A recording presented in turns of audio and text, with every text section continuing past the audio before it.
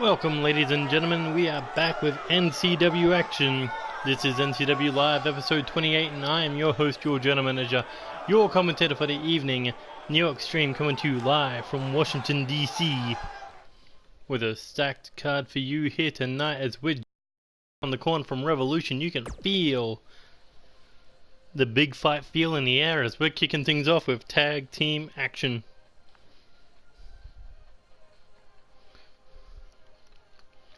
Jesus Christ, start the video and I already have a like. But either way, this match coming from the fact that Brendan Ace believed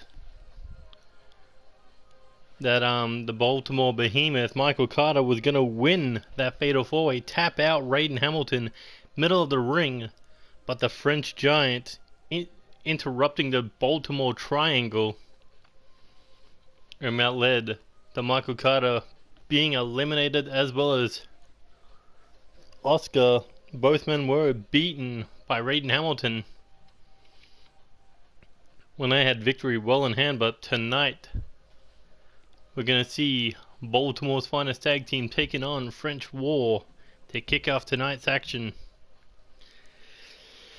Not to mention we got like 3 recordings to do today before we even get to Revolution. So we're kicking things off early. Also, sub bullet.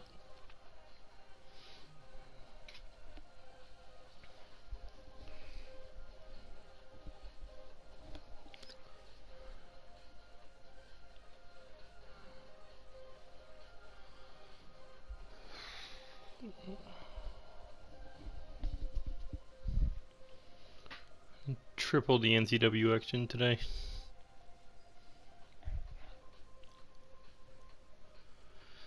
Yep.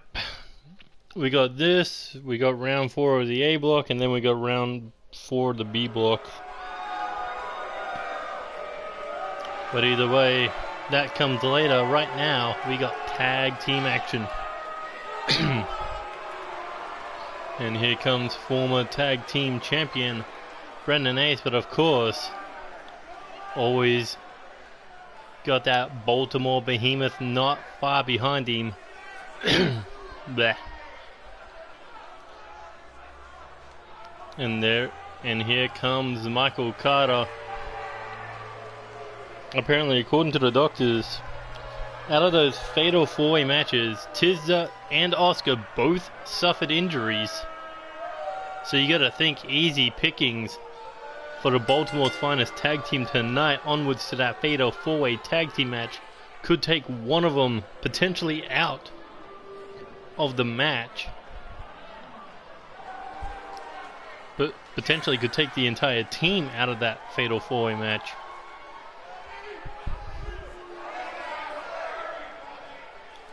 If you take out one person's tag team and they're only a tag team, that would mean they are legit out of the tag team title runnings.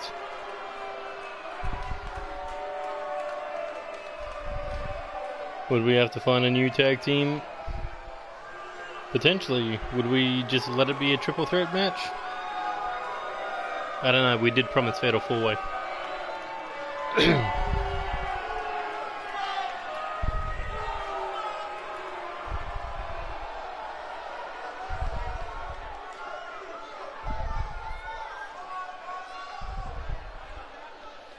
But here comes another pair of former tag team champions, Tizza and Oscar. The French War looking to make it a French Revolution at Revolution.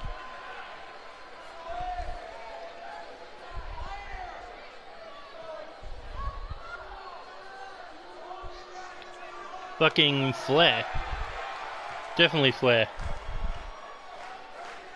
Because you think about it, what would you rather be chopped by? A 7-foot giant, probably in the best fucking shape of his career, whose hand is as big as a frying pan, or a 70-year-old who's constantly in the hospital?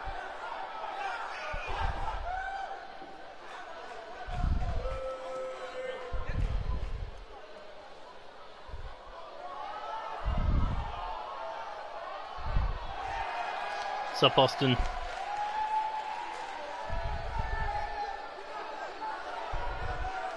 But either way, I wonder, does French War have what it takes to make it through this match without suffering much injury? Because we're kicking things off. Brendan Ace versus the French Miracle, Tisda. It looks like snap suplex to get things rolling.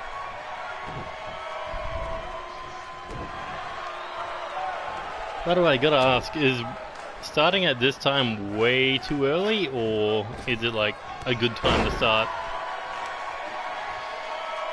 Because normally I'll start like fucking 6 hours from now. But 3 recordings, gotta fucking start somewhere. But either way, Brendan Ace currently in control. Tisda looking to turn it around. European uppercut. And now, looking to drag Brendan Ace against the ropes. You gotta think Tisda, Ace, both disappointed in the fact they were both eliminated in that Fatal 4-Way by Evan Edwards. Then again, all 3 of them were. I think that was just Raiden and Evan Edwards trying to one-up each other. Raiden wins the match, so fucking Evan clean sweeps. Okay, what's 11 or 3? Because right now it's like almost 10 PM for me. So I thought I was like starting at 3 in the afternoon or 4 in the Arvo normally. But either way, Brendan Ace is out of the match. Michael Carter in the corner. And here we go. The French Giant holding him up over the ropes. Double axe handle to the lower back. But you know, people can watch it at school. They can watch it whenever. Just don't get caught. As Tisda now looking to square off with Michael Carter. Knee to the body. Pretty sure it did more damage to Tisda. And look at that explosive power just launching him into the corner. So just before school starts, tag made. Brendan Ace wants a piece of Tisda now that Michael Carter's done the damage. Ooh, and a brutal stomp there. Like normally I wouldn't start at this time, but when you got 3 recordings you gotta do something. I kinda got lazy yesterday and didn't do the recording. My god, sit out powerbomb there. Tisda trying to crawl away. Brendan Ace not letting the Giant get in. And now looking to drag Tisda to his corner. Ooh, head first top turnbuckle, but Tisda able to fight out. And now boot to face. I think he was looking tag team move there, but Brendan Ace making sure it didn't happen. Tisda once again in the corner of the Baltimore's greatest tag team, and now, oh, single knee gutbuster followed up. Massive kick to the head, courtesy of Michael Carter. But Tisda looking to fire back European uppercut. Looking ahead. They're going to drag him towards his corner, but no, can't control the power of the behemoth. And now looking to scoop him up over the shoulders. Or shoulder. Ooh, and hangs him out to dry. As Tisda was looking once again to crawl for that corner. But the Baltimore behemoth is just destroying him. Michael Carter, ooh, ran right into that back elbow. And then an arm drag. Tisda could be looking to pull off the miracle here. Here he goes, looking for the alley-oop facebuster.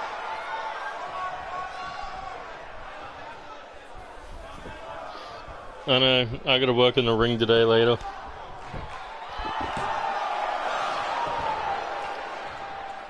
Well, Revolution's gonna be one hell of a night. Here we go, back up, Tisda. Ooh, gets a shot there to the body, and now Michael Carter has him up. Look at this. Oh my god, fireman's carrier into the discus punch. Tisda was maybe looking for that tag again, but no. Eats a spine buster. And look at that. Michael Carter sets him up. And here he goes looking for that Baltimore boot. And it busted Tisda wide open. But Michael Carter said, I'm not finished with you. Picks him up and throws him into the corner. And the boot's now just raining down. Like I said, he could have won it off that boot to the face. But this is just punishing Tisda, trying to take him out of the tag team title match. As Baltimore's Finest just laying in the stomps, and now drop kick. Michael Carter, what the hell? Tisda just got straight back up.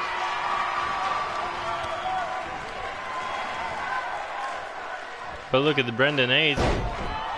It's the pump handle X Factor.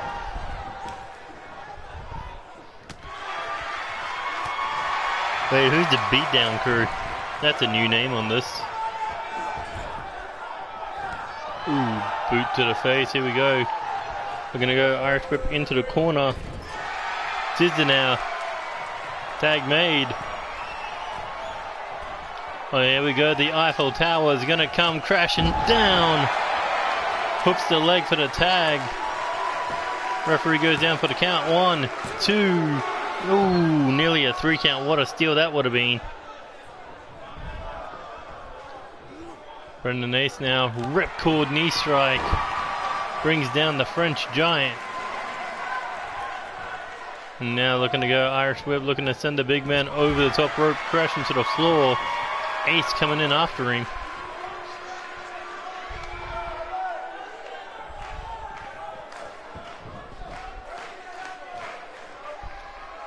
Oh, look at this.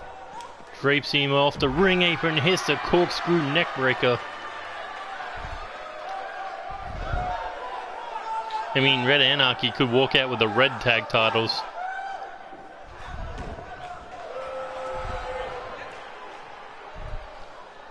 Oh, one was good enough. Looking for a second one. Trying to break the big man's neck. Brendan Ace just not satisfied. Could have been looking for a third round. Well, could still be looking for a third round, but no, Oscar smart to get out of that. But that was a mistake. As Brendan Ace now has him up, looking for the pile driver. And it could be lights out for the French Giant. Brendan Ace hooks the leg for the cover. Tisda not getting involved, but the French Giant able to kick out.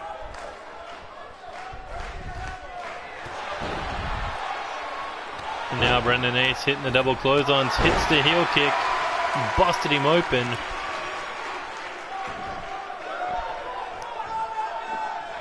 Brendan Ace picking up the French Giant, continuing to, was looking to continue the momentum, but just taking punch after punch.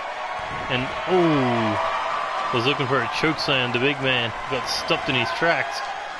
Oh, and now the hands around the throat. There it is, chokeslam. To Brendan Ace. But Ace not staying down, hits the shoulder tackle. Picks up the French Giant. Oh, jab to the face, roll through. Looking for the super kick.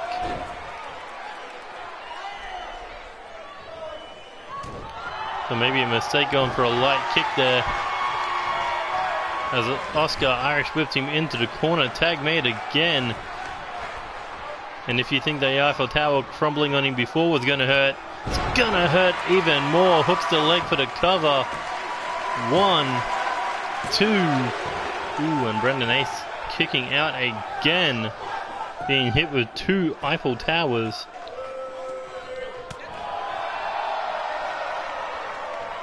But Ace once again picking Tisda up. Hits the pile driver. And it could be lights out for the French Miracle. Hooks the leg. 1, 2, 3. And Baltimore's Finest picking up the much needed momentum going in the Revolution. That Baltimore boot, the stomp raining down on Tisda. And hit that pile driver. a great tag match to kick off today's show, today's action.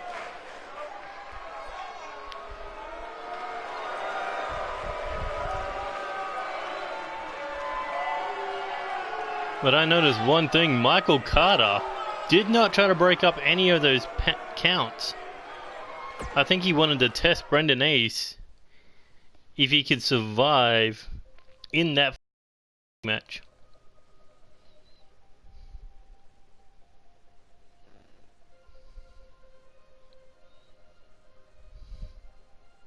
Okay, I'm starting to think the beatdown crew is Brendan Ace.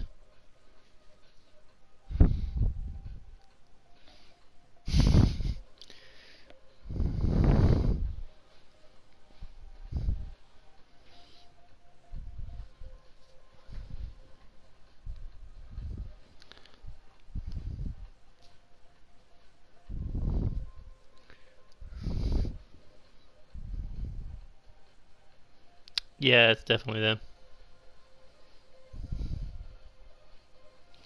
Nah, I don't think it's Murphy. I don't think Brandon Murphy actually cares about the tag team division. Not when he's fighting for the US title.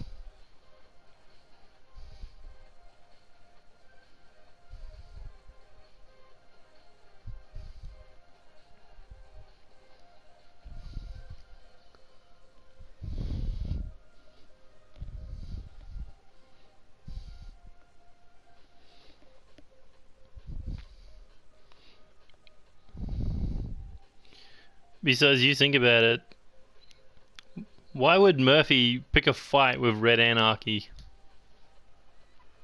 It doesn't make sense, but Brendan Ace would pick a fight with him because he's beaten him before.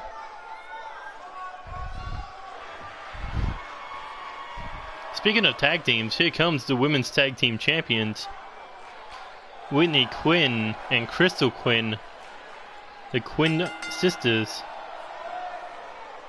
winning those tag team titles when they were vacated, picking them up in the Champions Carnival. But are they going to be ready for their first ever title defense?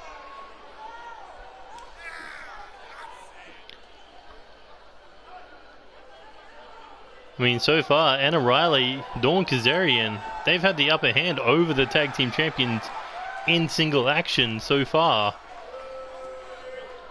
But it's not about single action that defines tag team wrestling. It's how much trust you can put in your partner.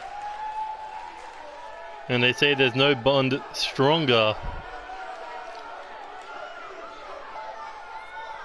than sisters. It's been a minute. You mean it's been a while, but yes, it has. Oh, by the way, you'll be competing at Revolution for the live title. But there is the #1 contenders for the NCW Women's Tag Team Championships. Anna Riley with the purple hair, Dawn Kazarian with the red through hers. They are the Misfits. And, yeah, they've competed for the title 2 times already. First, they competed against 2K Moon at the Wildcard pay-per-view. Then competed against Reckless Intent, now currently known as Dangerously Delicious, at NCW's special event Starlight.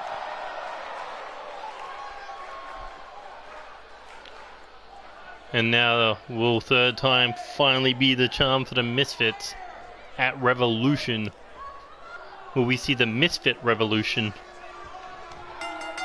Or is it going to be 3 strikes you're out?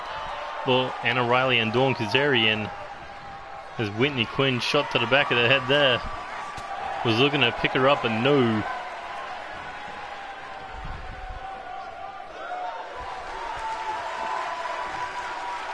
And now Whitney Quinn currently in control. Reason for this match is simple. Whitney Quinn had Anna Riley on the ropes during their match. However, if not for Dawn's constant interruptions, Whitney Quinn would have picked up the victory, but no, it was thanks to Dawn Kazarian that Anna Riley was able to beat her. Crystal Quinn wasn't able to get the victory over Dawn Kazarian one-on-one action, so Whitney Quinn decided to have her shot at taking out Dawn Kazarian. And here we go, Irish whip off the ropes, massive shoulder tackle knocking her down. Wow, for doing it so early, there's still so many people watching. Either way, big clothesline there by Whitney Quinn. Question is, if the tag champions retain, who will be next in line to compete for those women tag team championships? And here we go, Irish whip off from corner to corner, big knee to the body of Dawn Kazarian.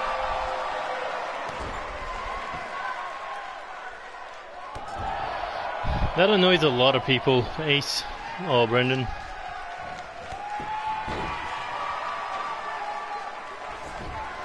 The NWO. So you're stealing potentially one of the best things that WWE created, and potentially the best thing that WCW created, and combining them together. Interesting.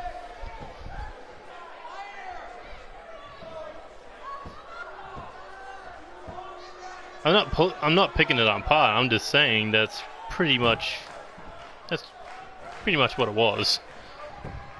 But either way, Dawn Kazarian back in control right now. Just trying to choke out Whitney Quinn here.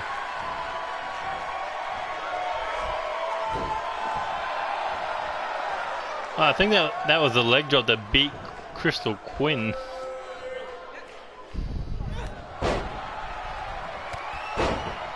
But that's the thing. Drew McIntyre can actually wrestle. Tamina can't. Tamina has been as bad as she's ever been, and she has not gotten any better.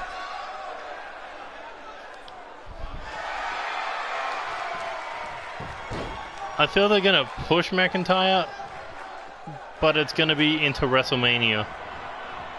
They're going to have a heel world champion.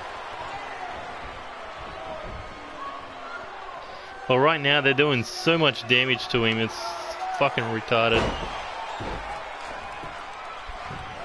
It's like, I don't get it.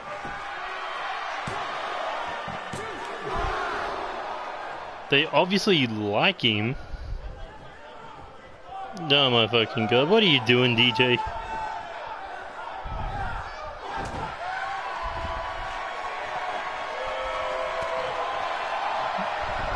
Don't worry, there's not much happening in WWE right now. Actually, it's at the worst it's ever been.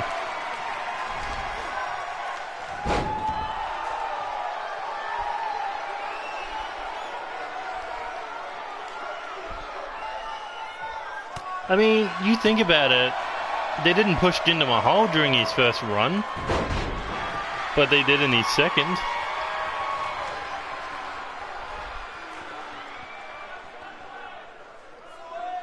I mean, it's not a different McIntyre, it's just a more aggressive McIntyre.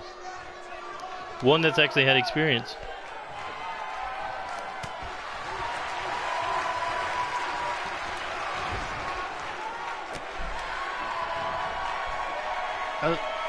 As long as Aleister Black doesn't fight Bray Wyatt until Mania, I'm gonna be, that's fine. Alright. So this would be my plan. Put the IC title on Aleister Black. Like, have Nakamura beat Balor, move Balor up to the world title, and then have Aleister Black beat fucking Nakamura. And then you can do Bray Wyatt versus Aleister Black for the IC title. But Whitney Quinn looking to put Dawn Kazarian away once and for all. With that Snapman knee strike. 2. Ooh, not quite.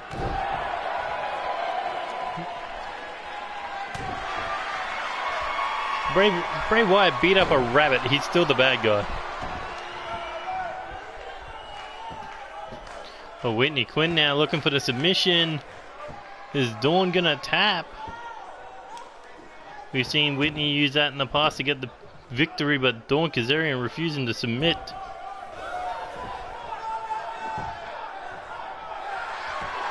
Braun can go for the US title. I'm talking about the Intercontinental title.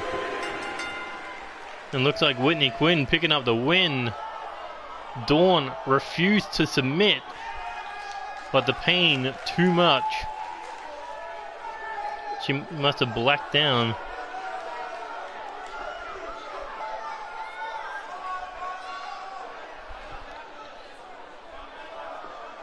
Aleister Black and Braun Strowman with jelly legs. I don't know about that. I mean, that's jelly I don't want to be fucking hit with. Well, bang. And people say women's wrestling is dead.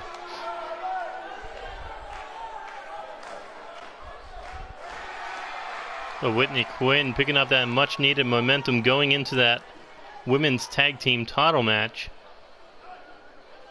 And I think a little bit of has been measured for interfering in a match against Anna Riley. But it's strange, Dawn Kazarian has Anna Riley's back, but it doesn't seem like it's the other way around.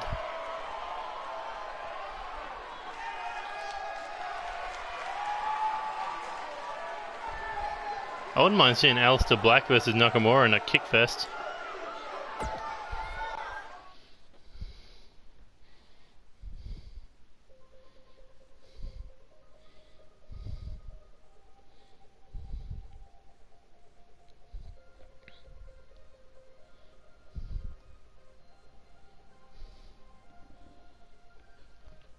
That could be a hell of a triple threat match. Aleister Black versus Nakamura versus Balor. You could make a fatal four-way and add Andrade. Oh hey, Joey Graves actually did something in NXW. Neat.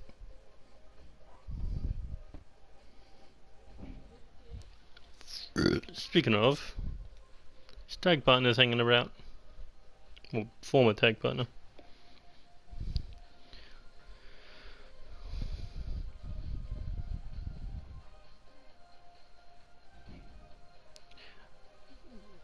I think it'd be more about the fucking connection, because if you hit AJ wrong, that could be terrible.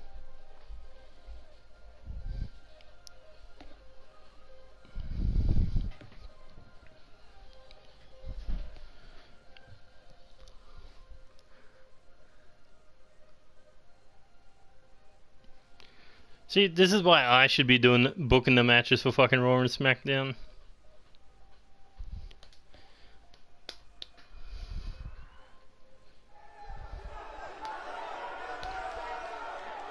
Like, that Intercontinental title scene, oh my god, that would be the fucking key point of SmackDown. But speaking of key points, here come the Shibata brothers. Satoru losing to Cody Simmons last week on Live. Matoda, can he rebound with a victory over Angel Jr. going into that tag match at NCW Revolution? Apparently there's going to be a revolution in the tag team title division, and these guys want to be the leader of it. But of course, there's two teams currently in their way. I mean, not two teams, but currently two people in their way looking to redefine tag team wrestling. Angel Jr. and Cody Simmons. 13 sins. Picking up a victory not long ago over two of the three #1 contenders for the NCW 6-man tag team titles. It was meant to be a throwaway match, but it was these two men that picked up the win. And they thought potentially could be a future there in the tag team division. I mean, Angel Jr. already a former 2-time tag team champion. Cody Simmons still looking for his first championship here in NCW. Maybe could be those tag team titles alongside Angel Jr. But we'll see if they can get through the Shibata brothers.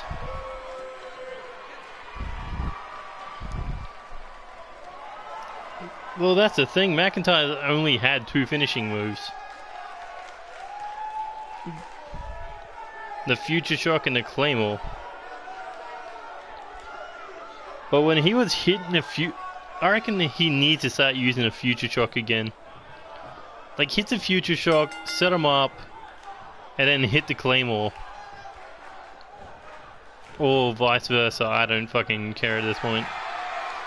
Because obviously McIntyre is missing something. And now that Ambrose is out of the company, no one's doing the double arm DDT anymore. Why not give it back to McIntyre? No, Dean didn't steal the Future Shock. They wanted fucking Ambrose to change his finishing move. And Ambrose is like, oh, why don't I just do Mick Foley's fucking DDT? So Matoto Shibata hitting the Hurricanrana there. Angel Jr. able to avoid the kick. And here we go, looking Irish whip off the ropes, coming off hot. Oh, and a super kick awaits.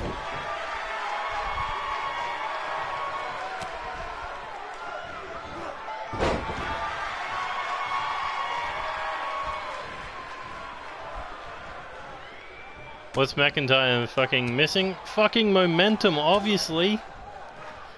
They keep putting him with fucking rejected main eventers.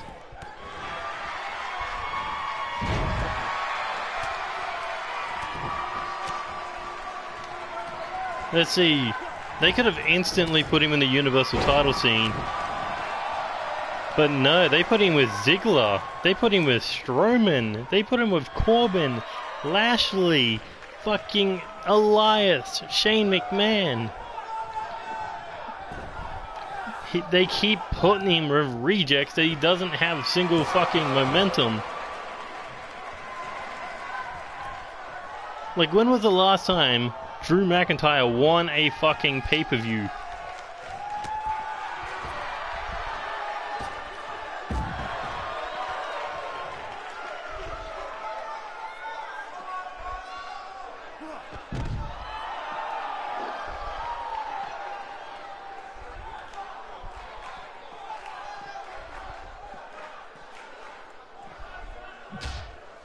I mean, TNA saw something in him. They gave him a straight push for the world title. Oh my god, ran right into that super kick. Angel Jr. Oh no. Oh, Fisherman's Michinoku Driver. I know there's another name for it, but that's what I call.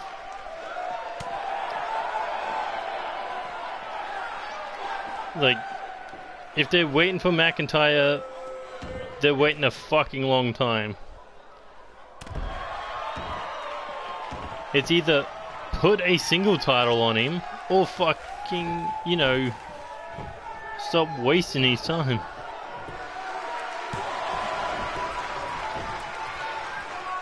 No, it's not that TNA saw fucking potential in them.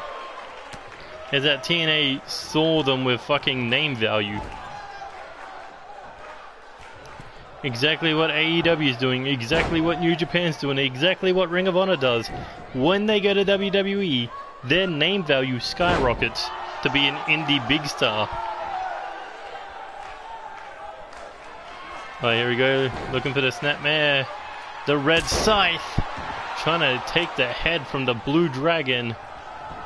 Where the hell is Angel Jr. going? Heading top rope. Here he goes, turns around. Looking corkscrew senton into the cover. 1, 2. Ooh, nearly got the win there.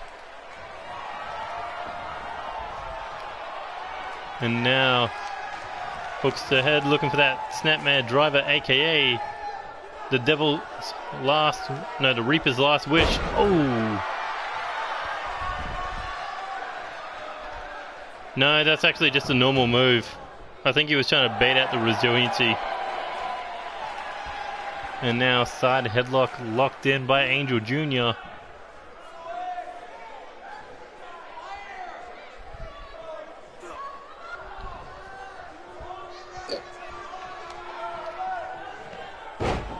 Ooh. Matoda. Oh, hits the snapmare. Could be quite a comeback if he can pick up the win from here on out. And now looking Irish whip into the corner. Trouble for the Red Reaper. As Matoda sizing him up for a tornado DDT on the outside.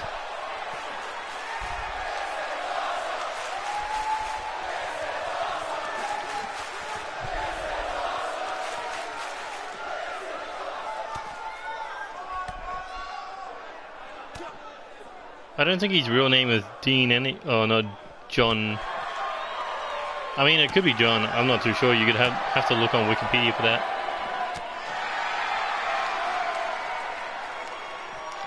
Yeah, that's what it is. But either way, this fight continuing. Angel Jr. was up against the barricade, but looking to fight back. And now looking to get the... Oh! No, I thought he was going to look to get him back in the ring, but no, head first into the ring apron. Now Angel Jr. looking to throw him back in. This is basically a junior heavyweight match. And look at Cody Simmons cheering on his tag partner. But Matoda, Hurricanrana, and the Blue Dragon rise from the ashes and build up some momentum. And here he goes into the corner, back elbow. I think Angel Jr. was looking to take out the ref.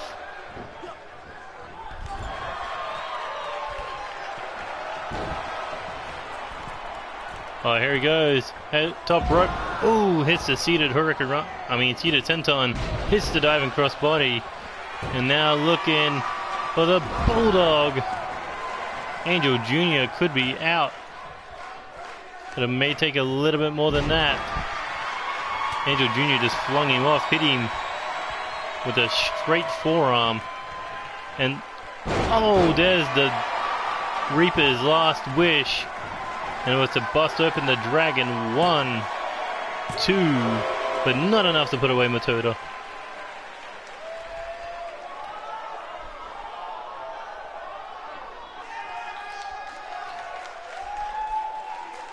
No, if they were going to do that, they should have put the briefcase on him. Now Angel Jr. looking to continue his momentum. Oh, hits the super kick. Look at this, heading to the top rope. Matoda out in the middle of the ring. Corkscrew senton, but crashed and burned. Ooh, and single leg drop kick there. And now looking... Oh, rolling facebuster. And Angel Jr. straight back up, eats a kick. And there's a jawbreaker.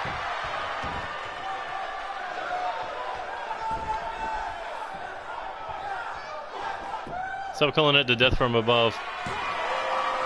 2. Ooh, nearly a 3 count there. It's not even a finishing move, or a signature for that matter. But speaking of death from above, Matoda heading top rope. What's he thinking here? Oh, inverted 450. But 2 knees came up. And now Angel Jr. looking sunset flip powerbomb.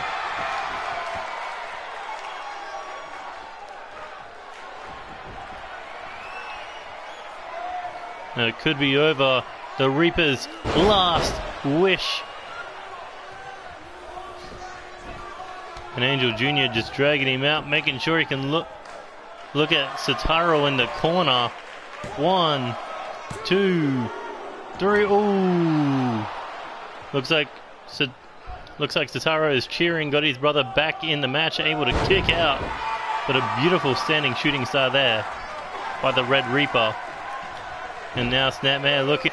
Oh! Trying to take his head off. And that could be it. 1, 2. No!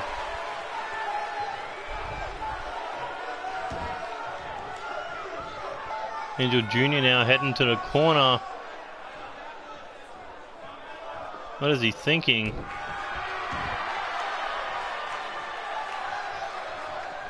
Not too sure, but wasted a little bit of time there. Matoto could have taken advantage. Oh, but no, knee to the face.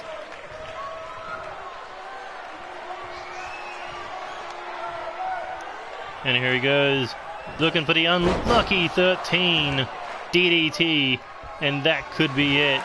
1, 2, 3. And looks like 11 Sins picking up the 2 number one-on-one victories.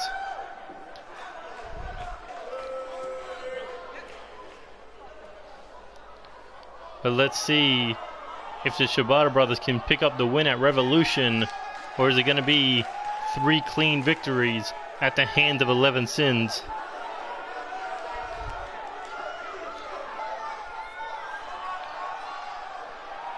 My God, what a match that one was. I am from the land down under.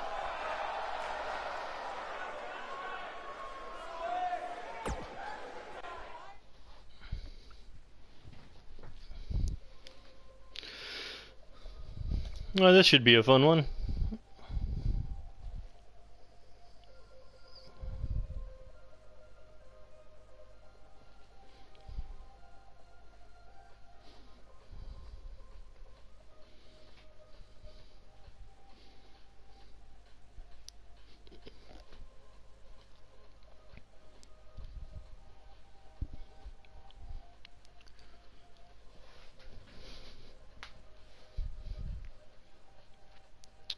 I don't know, I've not been on Twitter for like a couple of days.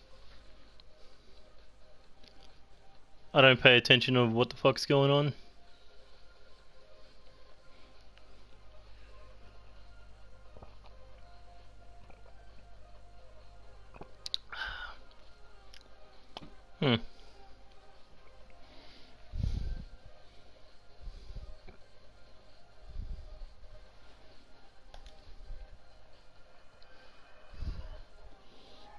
I don't trust relationships in the core community.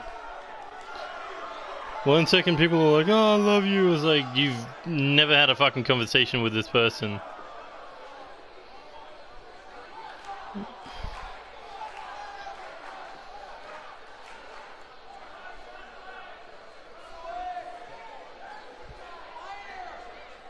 But speaking of Tyler Nova, he will be the one to face Max Maximus in Maximus's debut match at Revolution, winning a 6-pack challenge to earn the right to compete in his first singles match.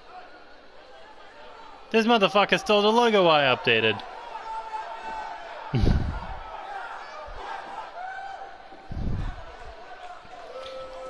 If you notice the 13 on his leg, it's the fucking one that Angel Jr. has. And I was the one who uploaded it.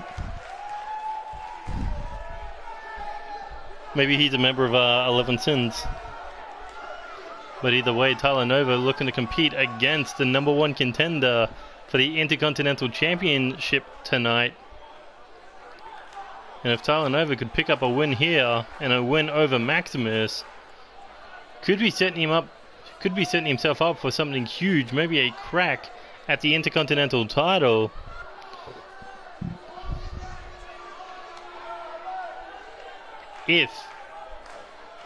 If Omari Williams does beat Andy Reeves in that 2 out of 3 falls match.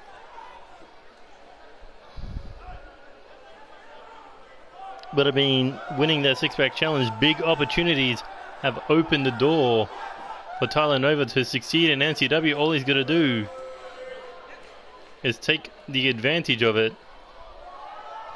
Beat Omari, beat Maximus,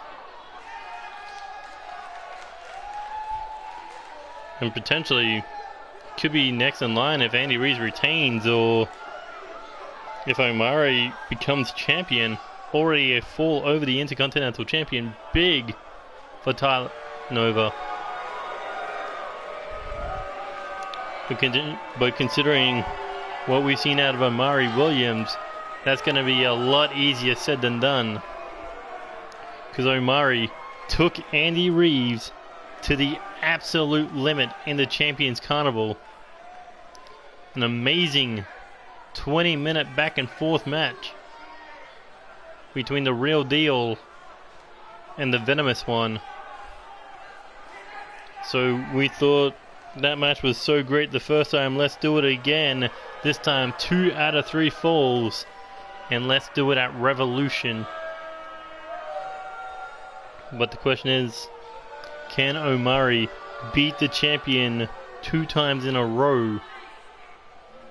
I mean, we already saw him get the jump on Andy Reeves after that brutal encounter against United States champion Tom Doyle on episode 56.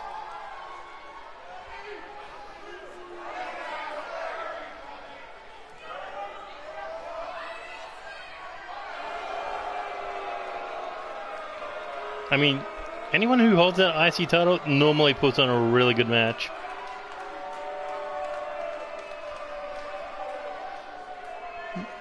I mean, we've seen it out of Alex Wolf, we've seen it out of Joey Hartman, we've seen it out of Blake Adams, we've seen it out of Andy Reeves. Omari Williams could be the next workhorse to hold the Intercontinental Championship. But he's got to somehow find a way to survive that knee bar. Because I'm pretty sure no one's been able to beat Andy Reeves since he's won that Intercontinental Championship at Invincible.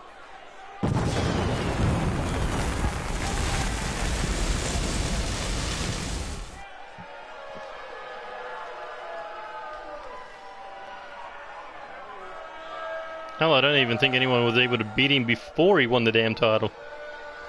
But either way, Tyler Nova versus Omari Williams, and Omari kicking things off with a backbreaker. But the air assassin, Tyler Nova looking to use his speed advantage. Omari looking to use his power advantage. Oh my god! Like a snap fisherman back suplex. Oh hey, David O'Ten. You'll be defending your title later on. I mean, he's a combination of Randy Orton and Finn Balor, kind of. Ooh. And probably fucking, I don't know, Leo Rush, MVP, one or the other.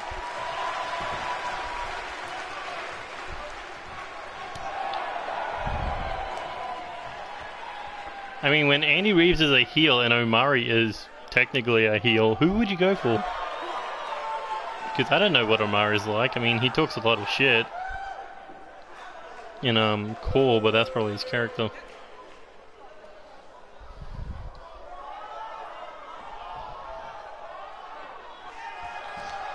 My fucking god, DJ, stop putting yourself in your own developmental territory. Jesus fucking Christ. What is it like in Australia? The weather's never fucking perfect. It's either really hot or really cold, and living up in the mountains is annoying as fuck. But it's good that you can drink at 18, but once you get to 21 you don't really care. Crime is at an alright high, but fucking that's everywhere in the world.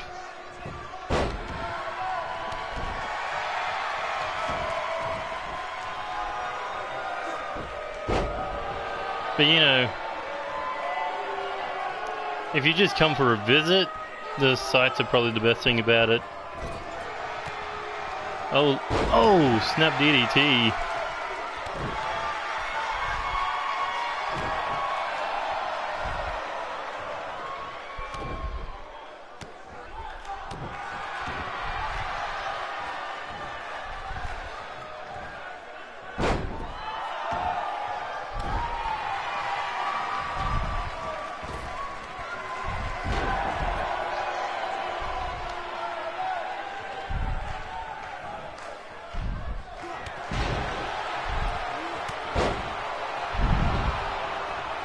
Yep. Best part about Australia is that you can drink when you're 18. So basically, some people can drink in high school. I mean, if you get held back because you're an idiot. In that case, you shouldn't be drinking, but sure, why not? Mari, big clothesline there. Tyler Nova in trouble. Mari was looking maybe a knee strike, but look at Tyler Nova. Double rotation Hurricanrana. And now looking to hook the leg for the cover. 1, 2. Ooh, only a 1 count.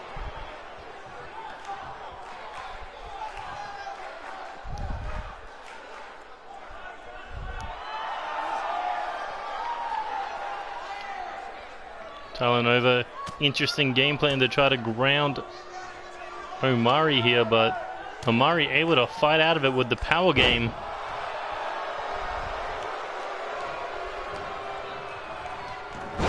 I don't know, I don't really watch movies and TV. I watch anime. And play video games.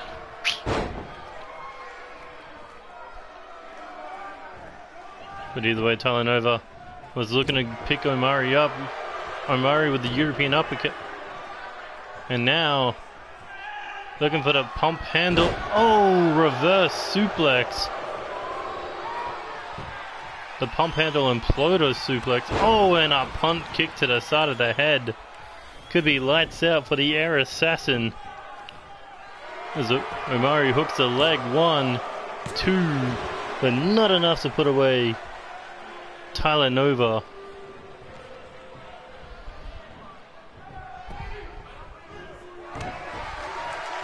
Tyler Nova now looking Irish whip into the corner. Here he goes, turns him around. Oh, what's Tyler thinking here? Dumped him out of the ring. Here he goes, slides through with a basement drop kick. And Omari just bounced.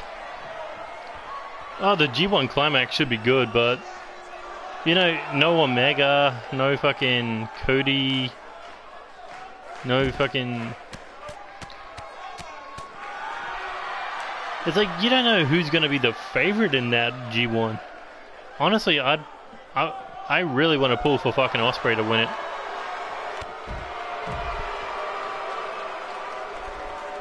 If they put Ospreay in the G1, you know you gotta fucking cheer for him.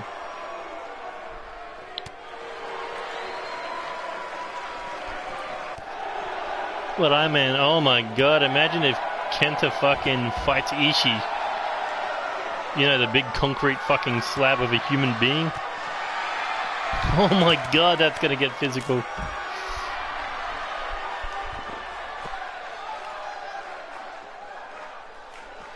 I mean, I don't know, because there's like 4 names that actually have a reason to win it. I wouldn't put Jericho's fat ass in the G1. He can't fucking last that long. Oh my god, did a cartwheel and stomped him in the face.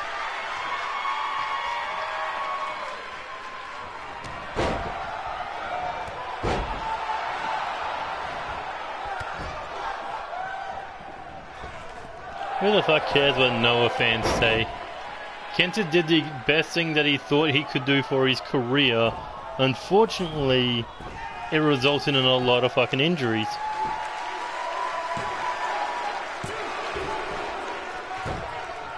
Nah, Zack Sabre Jr. is like a mid-carder to me.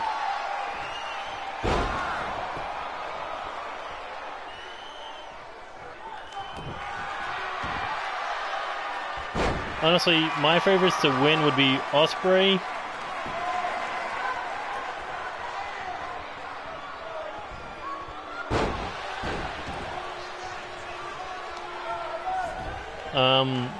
my choices would be Ospreay to win it or Ibushi to win it. Because could you imagine Okada versus Ibushi at Wrestle Kingdom? Oh my god, that would be a great fucking match.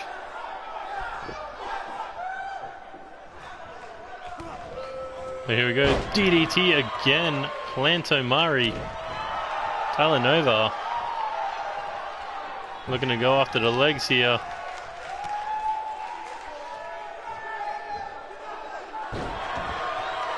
No, I think CM Punk fans are glad he didn't go back to TNA.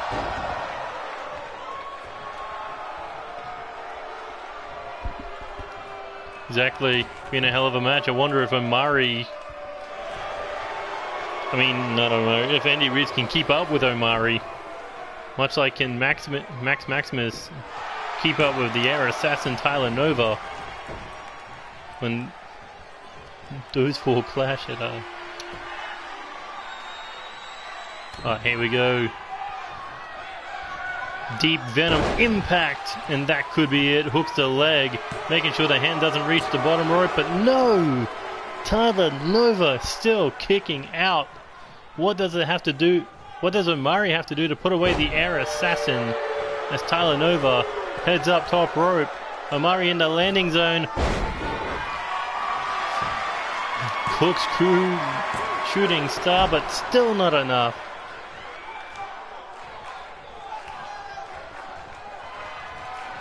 And now, oh, hits the suplex.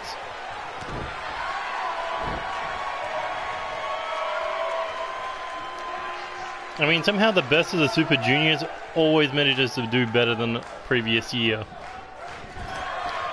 That's the thing about fucking New Japan. They always go up and up and up with their tournaments.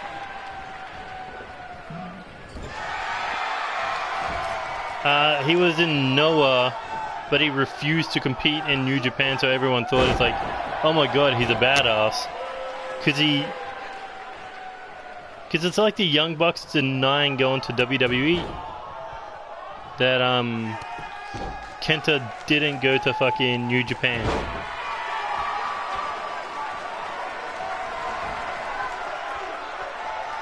But here we go, Tyler Nova looking to put Omari down once and for all. Oh my god, the Nova experience. Hooks the leg. Can he pin the #1 contender for the Intercontinental title? And no!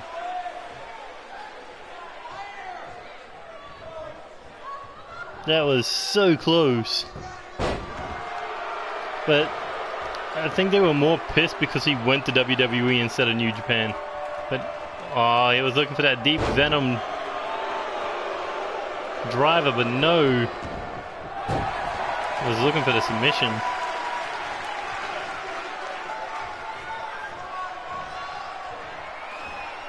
Oh, fuck it. Oh my god. Can he pick up the win? 2, 3, no! Holy shit. This is awesome. Okay, if these guys were going to have a rematch for the IC title, I would fucking book it. But Tyler Nova looking to put Omari Williams down with a second Nova experience. This time, middle of the ring, hooks the leg. 1, 2, 3, and Tyler Nova picks up the win.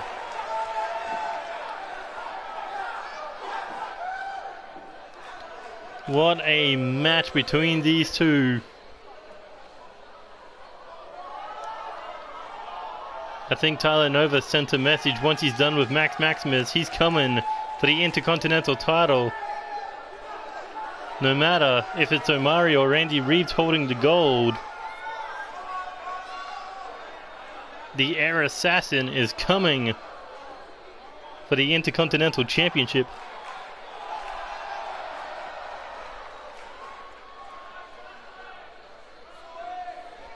Man, that was a hell of a match. Hey Bullet, since you're the only one who's fought Andy Reeves, what's his chances?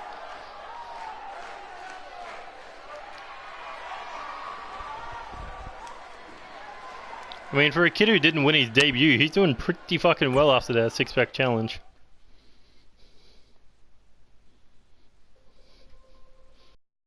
Oh, this is gonna get physical in a fucking hurry.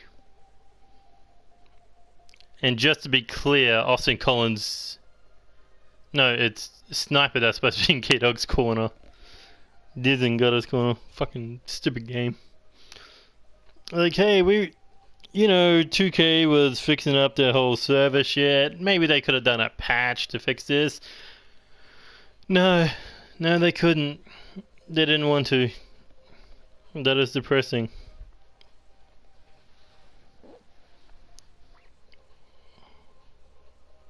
Oh, sweet.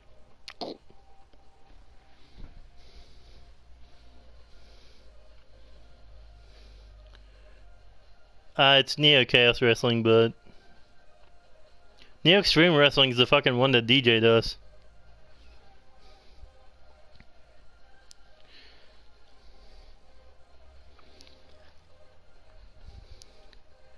My god, do you really need to have me do another fucking tournament?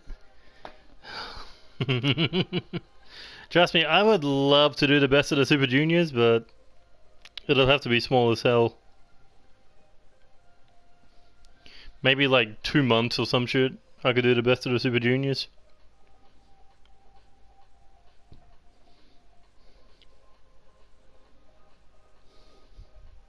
But I couldn't really call it the best of the Super Juniors, I'd have to call it something else.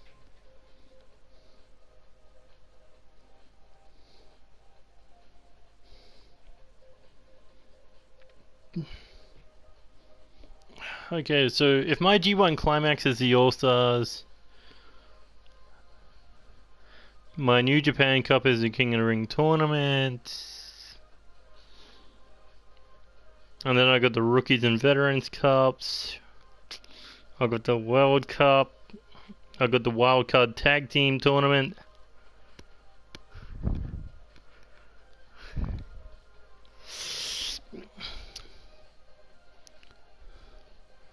No, I've got the World Cup. It's okay, the World Cup is basically 16 countries, like someone represents each country. 16 countries competing in one tournament in one day. It's basically what the WWE should have done instead of booking 13 fucking Americans. A Mexican who lived in America, and whatever else they fucking did.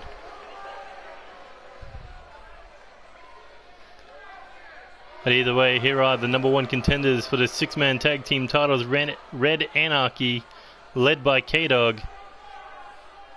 Sniper and Austin Collins ready to do battle alongside K-Dog for the 6-man tag team championships at Revolution.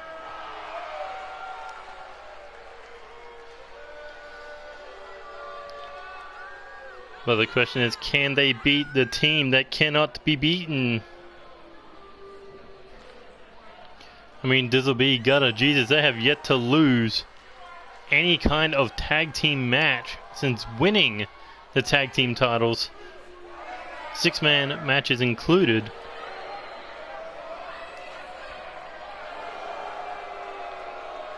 K-Dog got the victory over Dizzle B. Dizzle B got the victory over Josh Sniper. Collins got the victory over Gutter. G's got the victory over Sniper. And in tag team action, G's and Gutter got the victory over Austin Collins and K-Dog. But it's not going to be single matches. It's not going to be tag matches. It's going to be 6-man tag team warfare. When these guys... What the fuck, Gutter? When did your outfit change? There's gonna be tag team warfare when they get... What the hell game? When they get to fucking... Revolution. Yeah, that makes sense.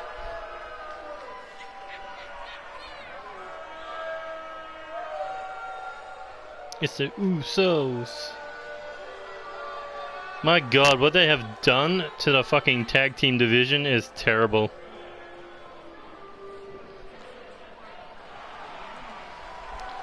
Like, how hard is it to book more than 2 fucking tag teams?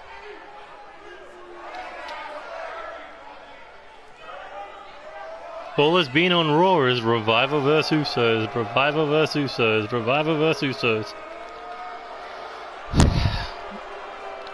Like seriously.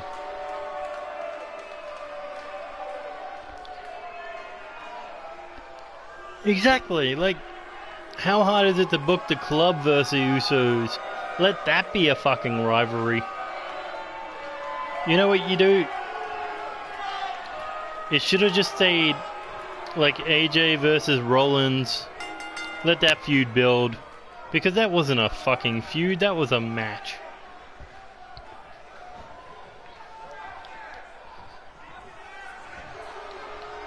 No, basically every team is on fucking Raw, and the only teams on SmackDown are fucking, basically Daniel Bryan's fucking hippie team and the fucking Ham Squad. Oh fuck no, why would you? You were considered one of the best tag teams in the world, and you get treated like a fucking jobber for 4 or 5 years. Why the fuck would you re-sign? But no, this is what you do, right? This is what I would have done. I would have had AJ and Rollins at Money in the Bank. Fucking have Rollins win, whatever, that's cool. And then you do the rematch at fucking Stomping Grounds. Have it 2 out of 3 falls. Have AJ pick up the first fall. Have Rollins pick up the second fall. But in the third fall, you have the Club come out and cost Rollins the title. So AJ picks up the Universal Championship. Then you do a 6-man tag team match. You have Rollins with the Usos. At that time, Usos are the Raw Tag Champions.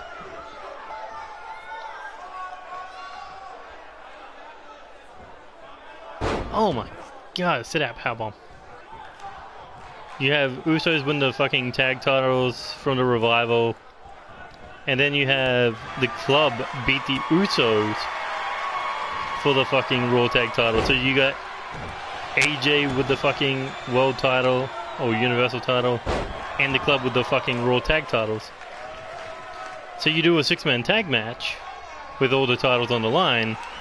You have the Revival, I mean not Revival, you have the Club retain in the 6-man tag match. And then you do Rollins versus AJ at SummerSlam one last time. Make it like a 5.5-star match. Give it like half an hour or so. But this is where I would have changed it. You have McIntyre with the briefcase cash in during the middle of the match. Like 25 minutes in, it's a great match. Fans don't care who wins at that point because they just want to see him fight forever. And then you have McIntyre get involved and fucking just kick their heads in. And then cash in the briefcase. So McIntyre's Universal Champion at SummerSlam. And then... no, because this would have been fucking better.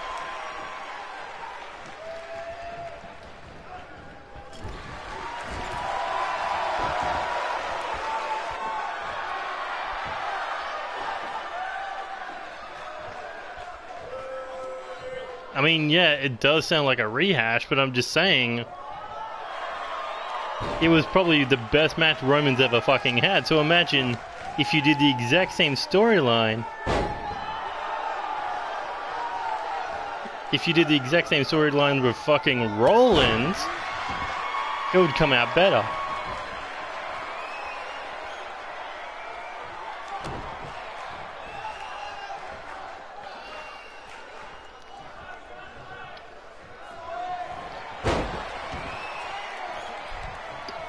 So like, okay, so AJ loses the title.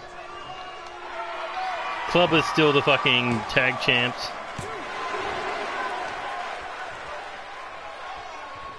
Yeah, so this is what my booking is. So McIntyre basically goes back to feuding with Rollins.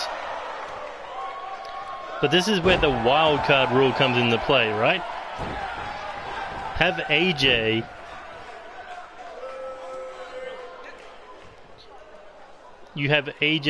challenge Balor. Say Balor wins the WWE title from Kofi or whatever, I don't care. Like a winner take all for the fucking IC title and the WWE Championship.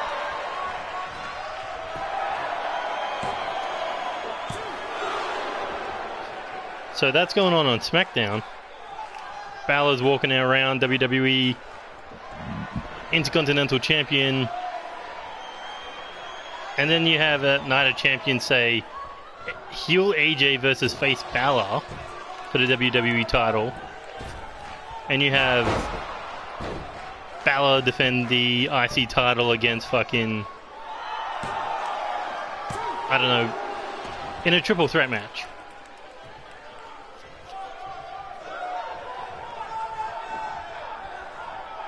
You book him in a triple threat match, have him versus Nakamura versus Aleister Black. No. Yeah, him versus Nakamura and Aleister Black. And might as well make it fatal four-way. Have Andrade. Great match, 25 minutes. Have Nakamura steal the win. Right? Aleister Black fucking kicks Andrade's head in with the black mass. Nakamura hits him with a Kinshasa. Pins Andrade. Because at this point the black mass is booked stronger. So you have Nakamura as Intercontinental Champion. And then you've got like a weakened Balor versus... Then you got a Balor versus fucking AJ later in the night. And like they're going back and forth. Maybe a 20-minute match because Balor's fucked. And then the club come out. It's like, okay, who's the club going to align with? They turn on AJ and let Balor retain the title. So what you do, you have a double turn, face AJ, heel Balor.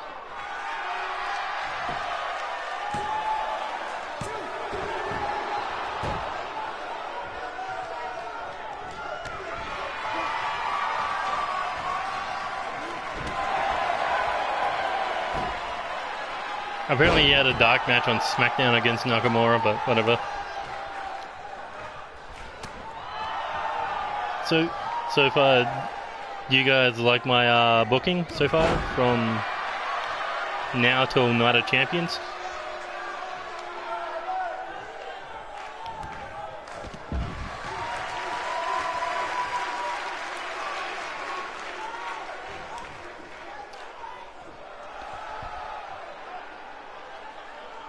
Well, the thing is, the good idea is fucking here. Me, I'm the good idea machine. I mean, at the moment, I'm just booking an event scene, but fuck it, it's better than nothing.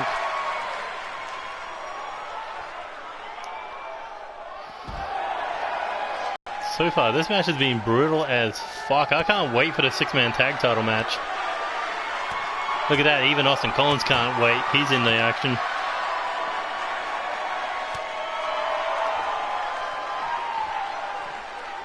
What would you guys think if I was allowed to do creative on WWE?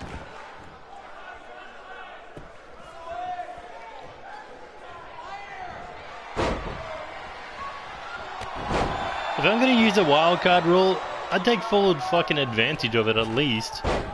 Oh no, he crashed on the top of his head. Oh my god. Here we go. That is a terrible fucking move. K-Dog may have just gave this match to Gutter, because here we go. Oh, that powerbomb Gutter, that could be lights out. But K-Dog hooks the leg. Oh, but sniper there.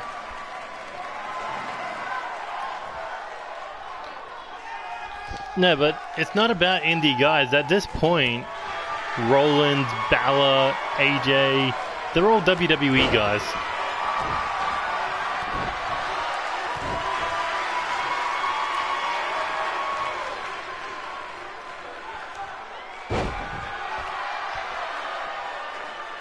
And then you got what could you do with Alistair? What could you do with Nakamura in the IC title? I know. Have him compete. Oh shit. Never mind. Hold on. Austin Collins and Sniper in the ring. K-Dog looking to send a final message. Triple powerbomb. Oh, to the to a Grand Slam champion. And Sniper's being ejected. Referee goes down for the count. 1, 2. Oh, and Gutter just able to kick out.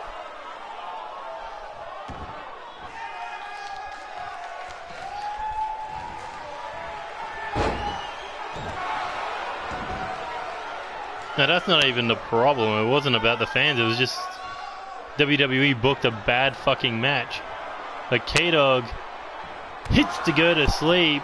Gutter on one knee. Oh, and there's a running kick to the face. That could be lights out for the former 3-time world champion.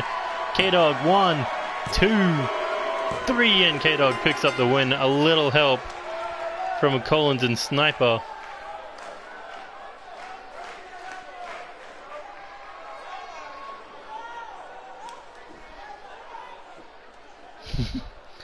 That's because no one likes Sniper. Alright, who are you gonna kick out? The fucking teenager or the hairy hillbilly? Well, what a match between these two former world champions. Gonna be one hell of a collision when all 6 of those men are gonna be involved for those 6-man tag team championships at Revolution. Definitely a show you don't want to miss.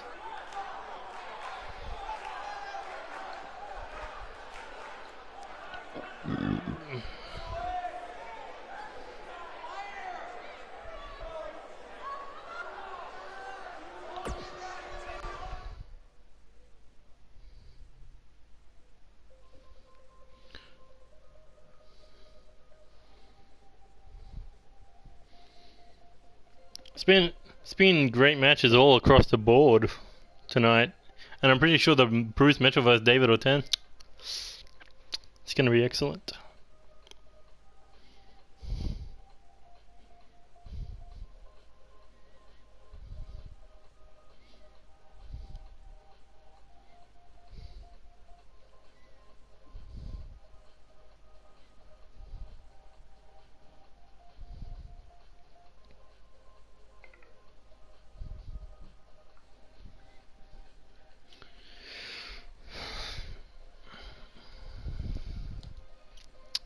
You reckon David Orton's going to retain?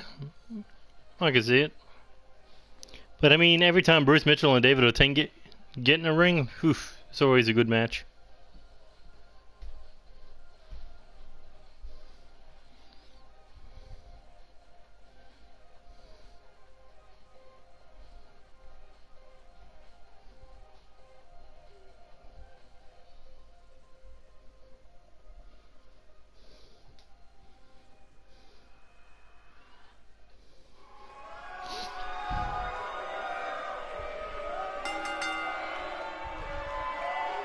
The following contest is scheduled for one fall, and it is for the NCW Live Championship.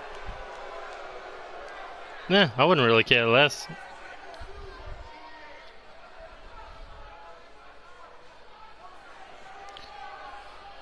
But there is a former live champion, Bruce Mitchell. Basically, not long ago, he beat David Orton in a one-on-one match. However, now David Orton finally has singles title, gold. Bruce Mitchell looking to capture the live title a second time in his career. Oh my god, is this cunt carrying around the fucking Unite logo on his shirt? Ugh. Ugh. That's disgusting.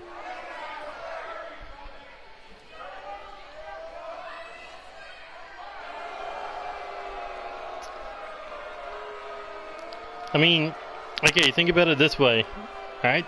So I was winning matches, I was winning mid-card titles, about to be... But the thing is, if someone came up and instantly was going for the world title, it's just...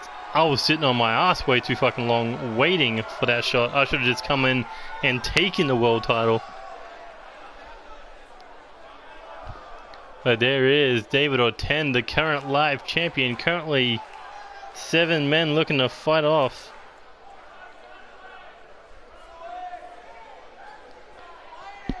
I don't like rehashing WWE ideas. But either way, David Orton, you got to think he's proud now that he has gold in his hand, that he doesn't plan on letting that go. Well, the question is, what do you do when you got 6 challenges? Well, it's better than 6 challenges than 1 of 7 contenders. Honestly, Okay, so if there's a champion and then there's 6 challenges, wouldn't you do a 6-pack challenge earlier in the night? Or or you do another match. Introducing the challenger. He is the man accepting the open challenge for the NCW Live Championship, Bruce Mitchell.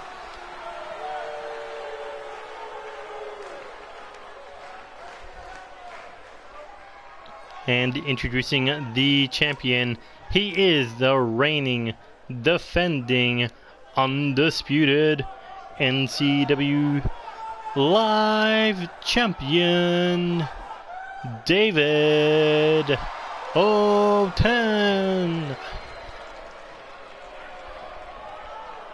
Thank you. You'll probably have it again one day, maybe. Potentially at Revolution.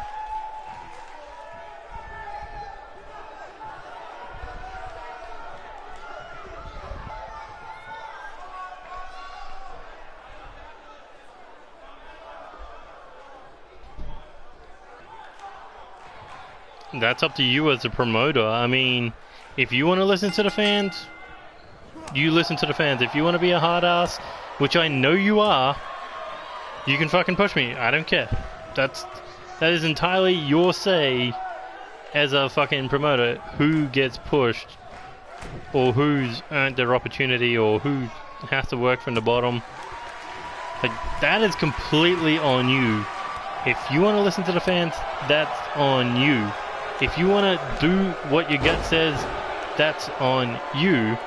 But remember, it's the fans who watch your product. So if you give them a viable reason to say, hey, this is who I want to push, they can either accept it, digest it, and go on with their fucking life, or they can continue to rally. And the thing is, it's a sim league anyway. So, who's to say that they're really going to get pushed?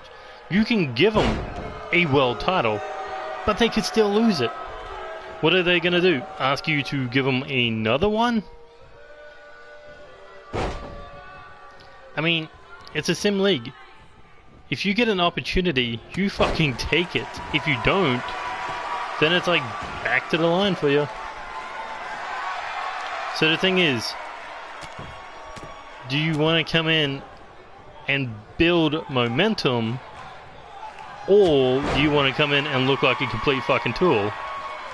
That's completely up to them. If they want to look like a complete tool, let them be a complete tool. If they want to fucking...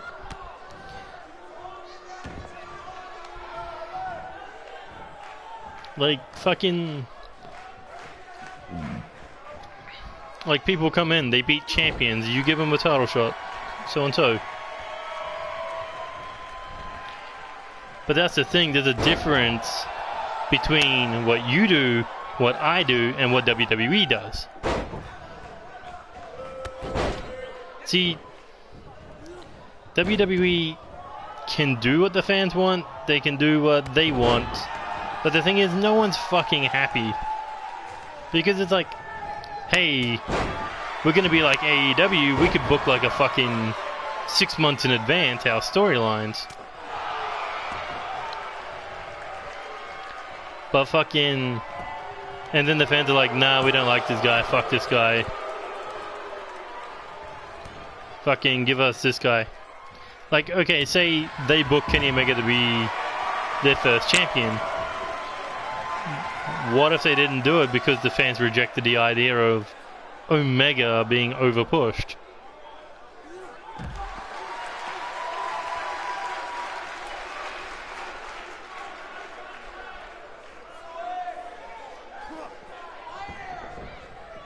It's like...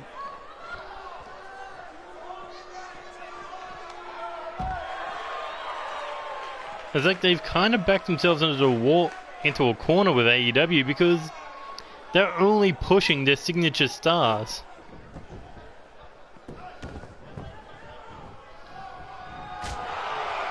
I mean, I don't know, the fans love Kenny Omega, but they want to watch him fight Moxley, apparently. Oh, Bruce Mitchell with a squats power slam. Ooh, and 1 second away from winning his second live championship. Oh, David Orton on his knees, able to avoid the pinpoint spear. Oh, Bruce Mitchell picks him up. Oh, look at this, just squat and power slams again. But that was more to set him up. With a pinpoint spear, but no, David Orton jumps over. Back elbow, staggers him. Forearm to the face, and now looking for the right hand of God. And that could be the knockout punch.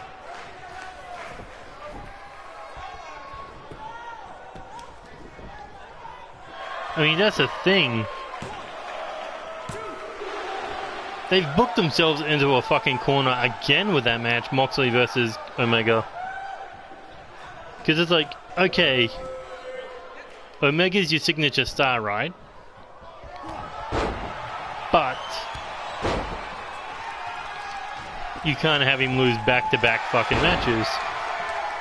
Because let's be honest, the one at the Fight Enough isn't going to be fucking worth his time. Because what is it? Fucking him and the Young Bucks versus fucking Pac and the Lucha Brothers or some shit? I don't know. But you can't have Moxley lose because A, it makes New Japan look bad. And B, because he's like your fucking hottest signing. See, you can give these fans dream matches, but on a scale of booking someone, you're gonna have a fucking someone who's gonna come out looking worse for wear. Bruce Mitchell, shoulder tackle.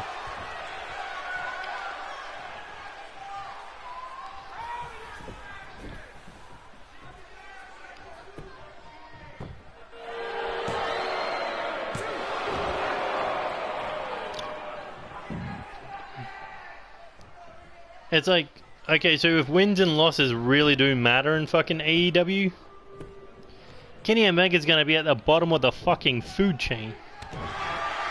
With the fucking jobbers.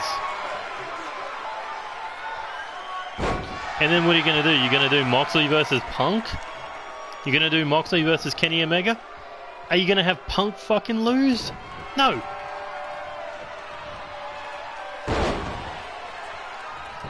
But that could be it for David Orton. 2, 3, no, that was close.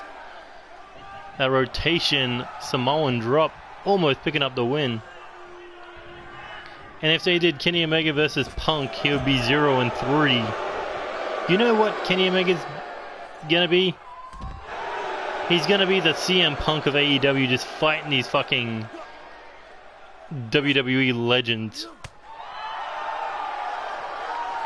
And then, what, when AJ decides to come in and have his fucking final hurrah against Kenny Omega, he's gonna fucking beat Omega?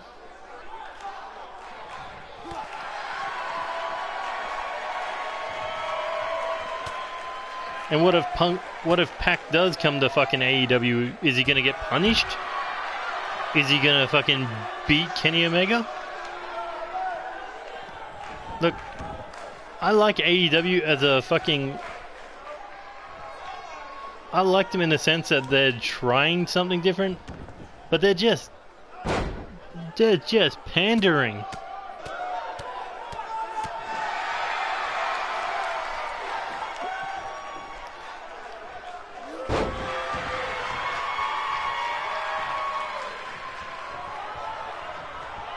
That's all they are. They're pandering to the fans. They're pandering to Dave Meltzer.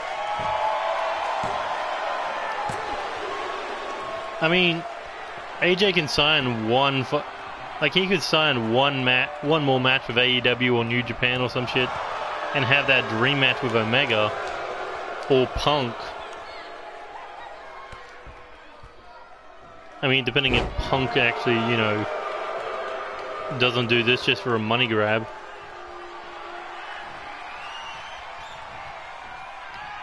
But here we go.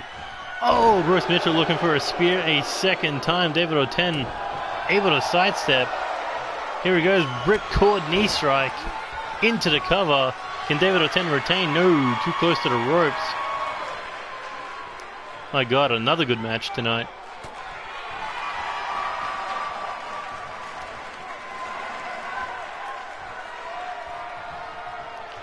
Holy shit.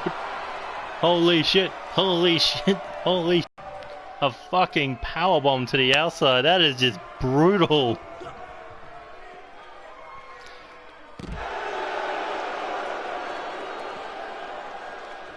Holy, that is just insane. But David Oten still not backing down. You barely see the AIs do a move like that. That's why this one's becoming a great match. I don't know if Jericho versus Page is a double-edged sword. The only way it's a double-edged sword, it's for the fucking title belt. And the right-hander, God, that could be the knockout blow for Bruce Mitchell. Able to 10 if he can roll him over. Could score that 3 count. 1, 2, no, not enough. And that has just got to be completely infuriating. David Oten. He can't put away Bruce Mitchell with the right-handed God.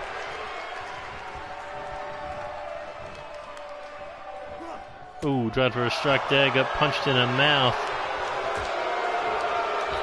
What the hell? Bruce Mitchell just fell against the ropes. I guess that's how exhausting it is to these two men. Oh, but there's a spear out of Oten. Nearly split him in half. And now looking for that ripcord knee strike again. The Rainmaker knee. 1, 2, 3 and Oten. Successful title defense heading into live with the gold.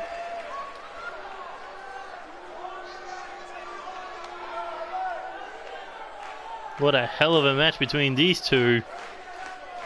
Another instant classic in their rivalry.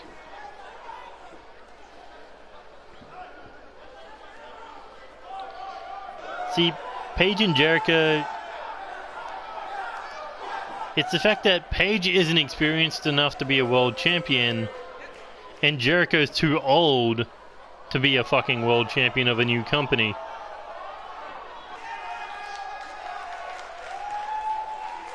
Not to mention, Jericho just came off from losing to Okada.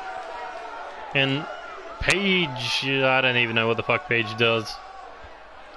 The cunt's never won a world title or a title outside of a tag belt. Who's Murphy? Oh, Brandon Murphy. No, you had a match on the last episode of fucking TV tapings.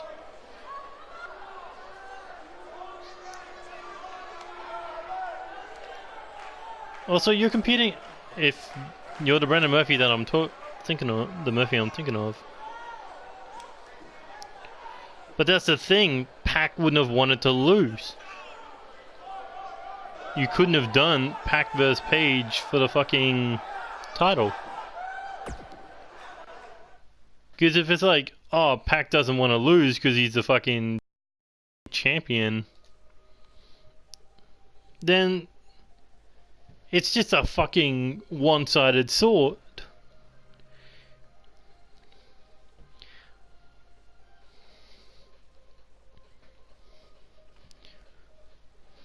That's why fucking Omega and Jericho should have been for the world fucking title.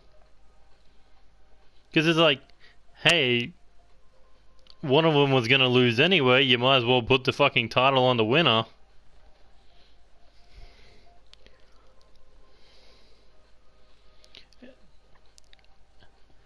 Let's be honest, why does Page deserve a title shot?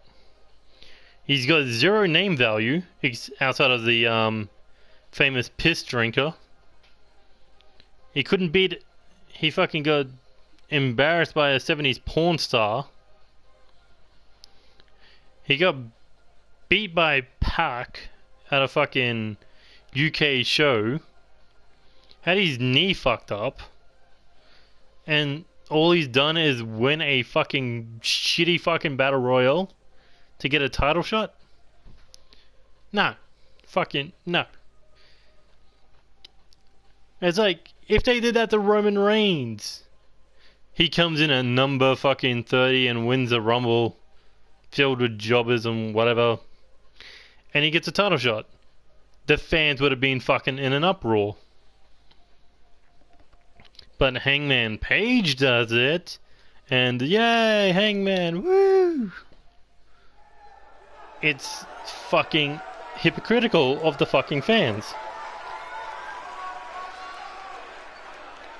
Because Hangman is fucking friends with the promoters. Like Vince McMahon is the chosen one.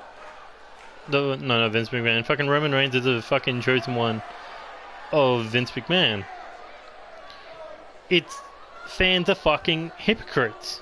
And that's why I hate wrestling fans. But here comes Reckless Intent Franco Ricci. New look. Same personality of a destroyer. Of a madman. Well, speaking of destroyers, he's got the big bad Sinastrid next to him. And they're only just out. Well, I wouldn't say hours, but like a day away from the NCW World Tag Team Championship Fatal 4-Way. We already saw Baltimore's Finest pick up a victory over the French War.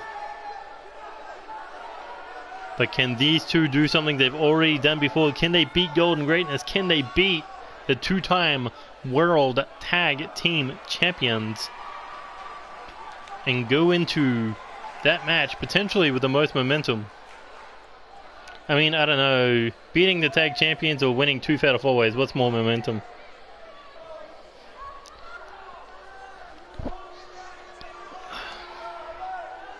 Either way, this is tonight's main event. Franco Ricci and Sinastrid taking on Evan Edwards and Raiden Hamilton.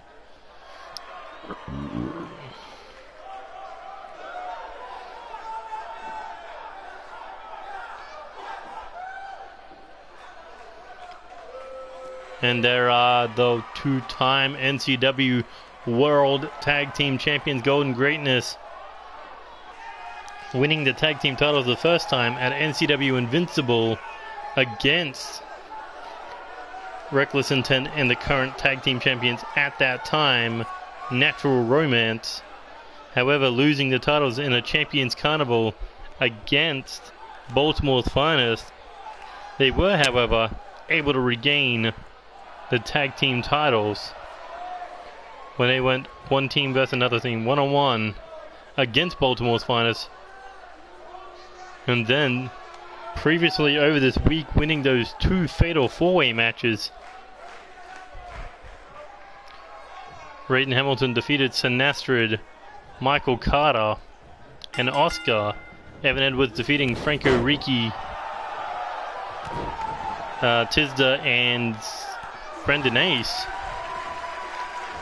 But how well can they work together tonight against what could be possibly a new and improved Franco Ricci and the same old terrifying Sinastrid, a team that's already beaten them in the past. Oh, and there's a spear to the body.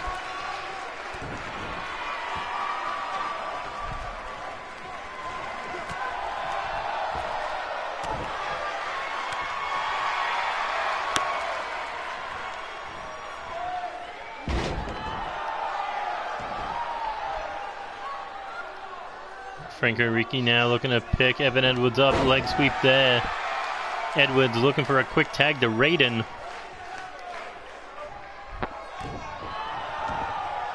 Raiden, a multi-time champion. Two-time United States, one-time live, two-time tag team partner. Currently during his fourth reign. However, one of those reigns was undisputed championship gold. The longest reigning hardcore champion in the Season 2 era. Defending the title for a full month before taking an opportunity to unify it with the undisputed title against David Cassidy. In which he did. He was able to beat him once to defend the hardcore title and then beat him again to win the undisputed title.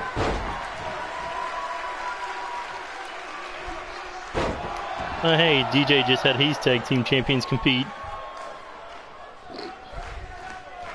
Interesting.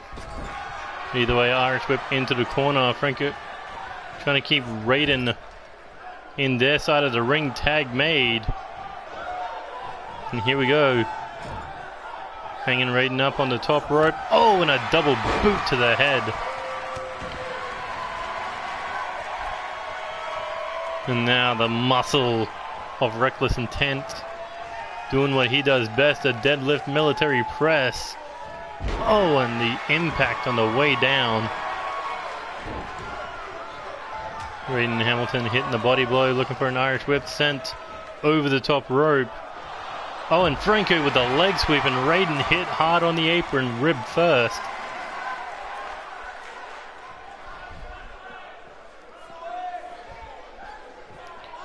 Fucking... Okay, that is some weird ass booking, DJ. Like, not to take a shot at him or anything, but he's booking like one of the newest stars on his roster against the world champion. Okay. Okay, but either way, back to tag action. Raiden Hamilton able to get Sinastrid back in the ring on one knee. Hits the DDT. And now looking to head over, quickly make the tag to the Mexican sensation. And you know Sinastrid has been waiting to get his hands back on Evan Edwards. Because if you remember the triple threat match at NCW Invincible, it came down to Lance Romance, Sinastrid, and Evan Edwards. And it was Edwards who got the double elimination on the two big men. Of course, Sinastrid did get a one-on-one victory against Evan Edwards. Holy fuck. But that was only after losing to him the first time.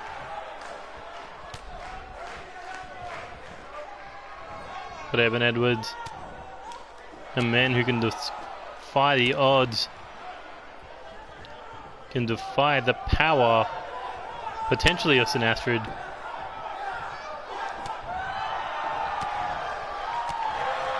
But can he survive the Brotherhood of Reckless Intent? Oh, big clothesline there. Evan Edwards may been able to beat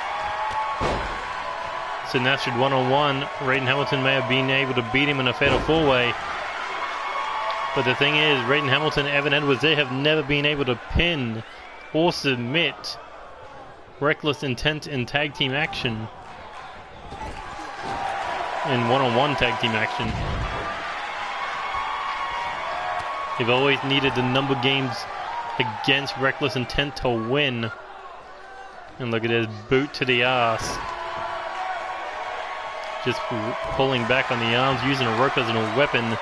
That's a survival tactic of the Golden Greatness. That's what makes them so good in the ring together. Look at this. Oh! Spin out. Powerbomb. Evan Edwards with the boot to break things up.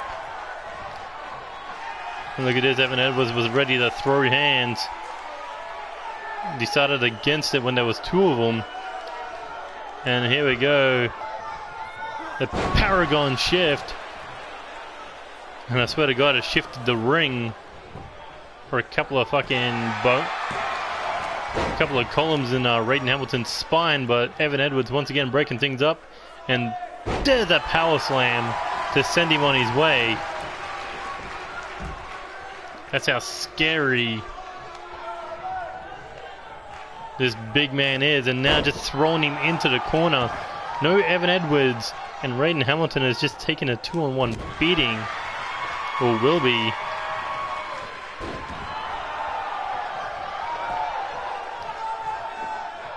Has him up to, ooh, had him up to his feet, now just yanking on the arm.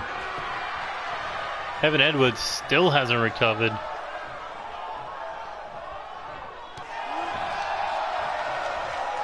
I mean, I don't really see people recovering from a power slam like that very quickly. But Raiden is still fighting back here. Dump to the outside. Oh, and Franco with that massive hit. Where the fuck are you, Evan? Oh, there he is. I see him. And now, looking to come flying in. Oh, leg drop. Caught some of it. But that's the risk you've got to take to beat one half of the World Tag Team Champions. Well, that's to actually beat the World Tag Team Champions.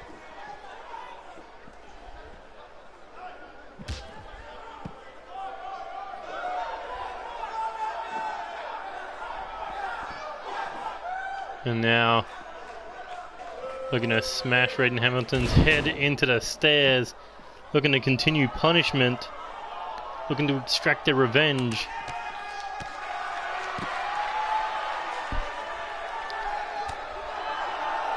Oh, Raiden Hamilton, body blow there. Kick to the knee. Ooh, was looking for a shot to the back, but no. Franco. Jab to the face, and now looking like a GTS roundhouse kick.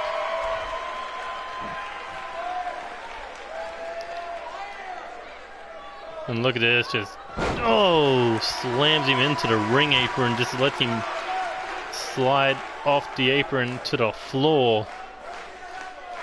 And even then, not satisfied by Raiden Hamilton, reverse DDT counter, and this is where he's got to get back in the ring and get out of there, but no, looking for a sledgehammer.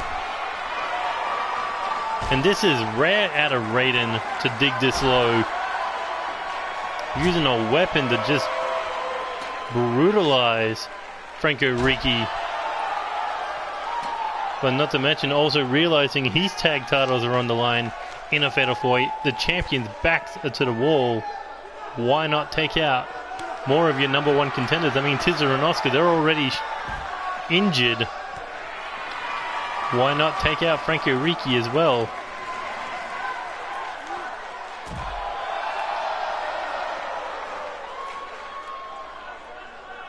Got Franco now looking to get Raiden back in the ring.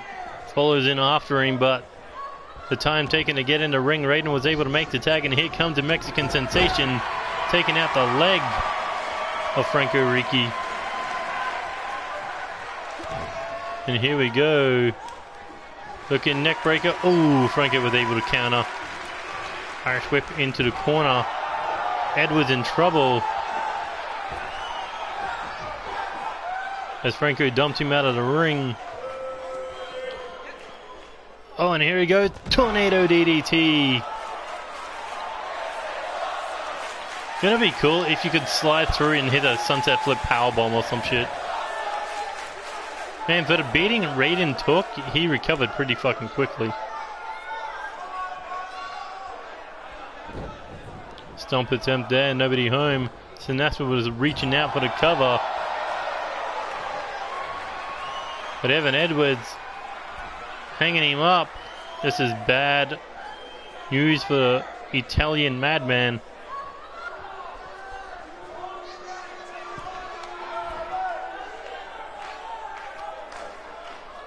And here we go, Evan Edwards thinking coast to coast.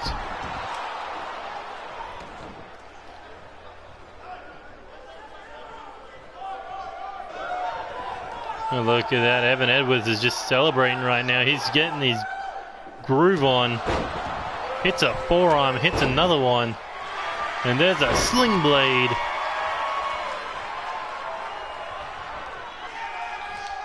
Oh, that is a tequila strike. Look at that. Hail double E. Nice whip into the corner, tried for a back elbow, took double knees. Once again, Evan Edwards Irish whip into the corner, tag made. Ah, and here we go. Looking for the brain buster frog splash combination, the move that they used to win the tag team titles. And Raiden hooks the leg for the cover. Sinatra not getting in to break this up, but Franco Ricci was able to kick out.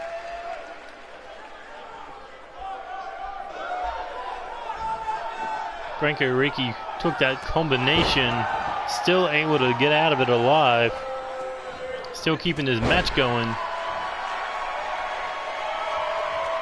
For Raiden Hamilton now looking to build momentum, hits the shoulder tackle, hits the second one. And oh, over the top rope, runs past the big man, knocks him off, oh, and hits the double axe handle.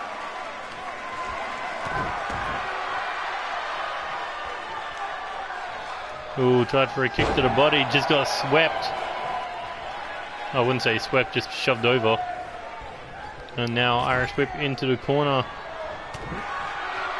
Not sure what Franco was looking for, but did not go according to plan as Raiden swept the leg and cut him down. My God, the moves I would want to put into this game would be fucking amazing.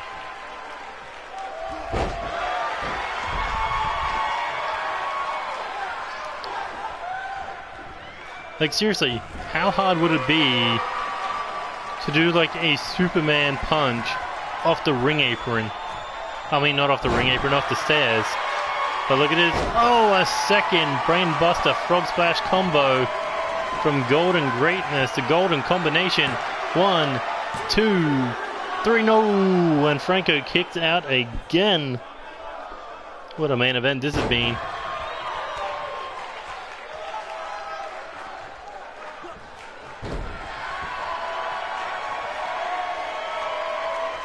Look at that. Evan Edwards is just mocking Sinastrid, considering they split the ring apart. Franco Ricci is now the one taking the beating.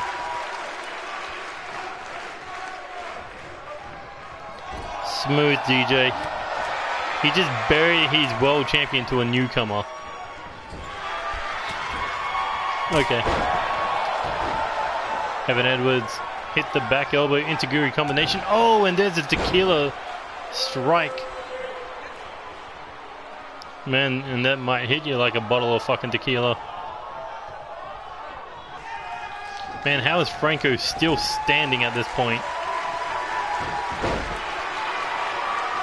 He's taking palm strikes, he's taking fucking combos. Pretty sure he's taking a kick to the head. Oh my God, but he's still fighting, able to hit that corkscrew brainbuster. Stomp to the arm. Franco looking to drag Evan Edwards away from the rope, hits a kick to the ribs. Or to the abdomen region.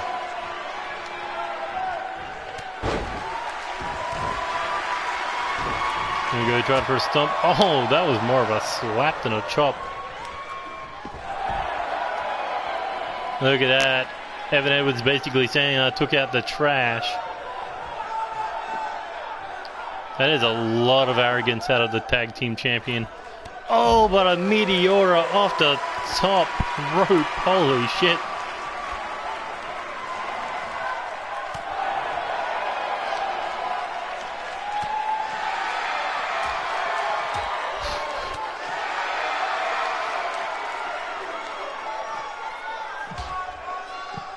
I wouldn't mind seeing that fucking Adam Cole sunset flip pile driver off the ring apron. Like, you know how he ran and just fucking flipped? I mean, that'd be a cool one to see.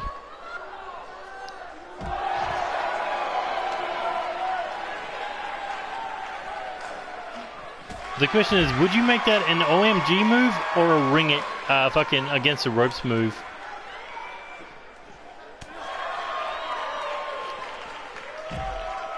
Oh wow, no one wants to watch the main event. Ooh, shot to the face, and now back into the ring. Evan Edwards on the hunt. But Franco Ricci snaps the arm. Shot to the face, and now looking for an Irish whip into the corner. Tag made. Oh, this is not good. Here we go. Oh, the wrecking ball. And the big man top rope, reckless stomp. And that could be it for Evan Edwards. And his fucking organs. Oh, but Raiden there to break things up. Miscommunications couldn't catch Raiden. Evan Edwards looking to take out the leg of the big man. But the fact that he took a reckless combination. Oh, now the big man telling him to suck it. Even Sinestro having a little bit of fun.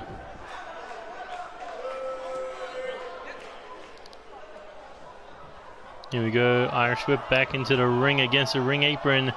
Elbow to the jaw. Evan Edwards now crawling for the tag, and here comes Raiden. Oh, was looking for a kick to the face, but no. Instead, hits the clothesline on the big man. And now looking for the thunderclouds, but the big man too heavy, able to avoid damage. Oh, and a sit out spinning Michinoku driver. Shot to the face, up on the shoulders, looking for the spinning Argentina powerbomb. Oh, and that could be it. Edwards is back to his feet, gets in the ring, and Sinestro turned his attention to the Mexican sensation, because now I'll go for your friend, but a little bit of time wasted there. And here we go, powerbomb to Raiden. 1, 2, oh, and a shot to the back to break things up.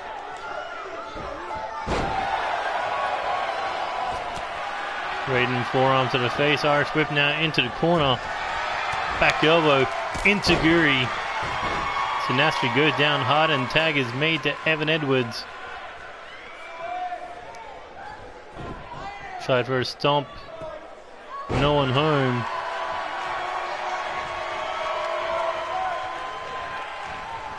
Sinestro now Irish whip off the ropes. Collision course there. Able to regain the momentum. But releases Evan Edwards. Maybe a mistake there.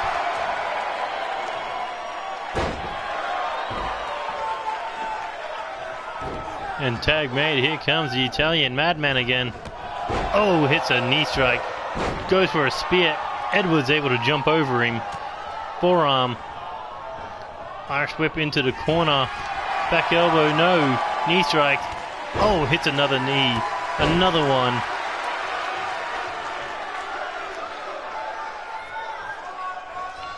Irish whip into the corner. Oh, and blood in the water with a back elbow. Being busted open. He's looking for a tag, nobody home. Irish whip across the ring. Referee, get out of the way, because this is fire. Ooh, counter there. Evan Edwards Irish whip across the ring. Turns it around. Oh, European uppercut. Franco Ricci out like a light, perhaps. As Evan Edwards drags himself to the top rope. Look. Oh no, turns it around. Corkscrew moonsault. Caught some of it, but not where he wanted to. But still fighting him off with the back elbow. Mikinochu driver. And once again heading top rope. But look at this. Sinastrid back up on the ring apron. Franco Ricci, blood running down his face. Oh, but Evan Edwards able to fight him out of the top rope. And dumped him to the outside. Backing up to make the tag. And now Raiden thinking of going for a flight. What's Raiden got in mind here? Oh my god! Was going for a massive splash and just got knocked out of midair. For a second I thought he jumped over him and hit the barricade.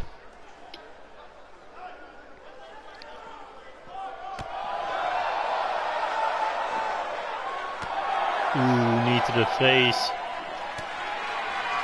Franco with a body blow. Raiden with a back shot to the face, and now swinging DDT, reverse DDT on the outside.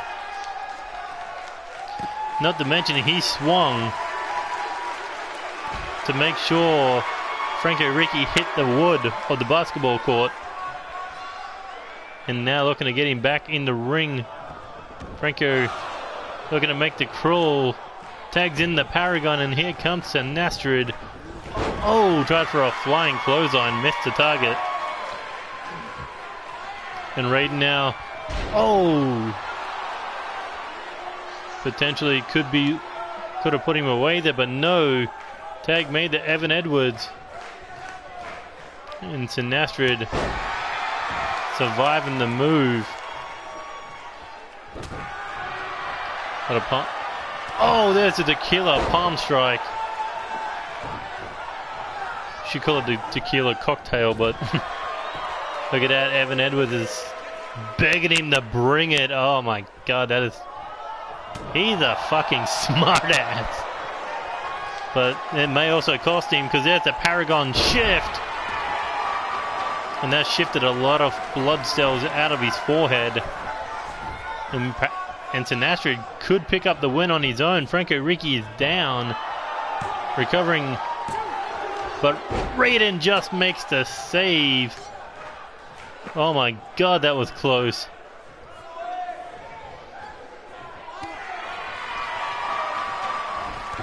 Ooh, leg sweep takes him out. My god, this has been a hell of a tag match. I think they want to beat the one that was earlier.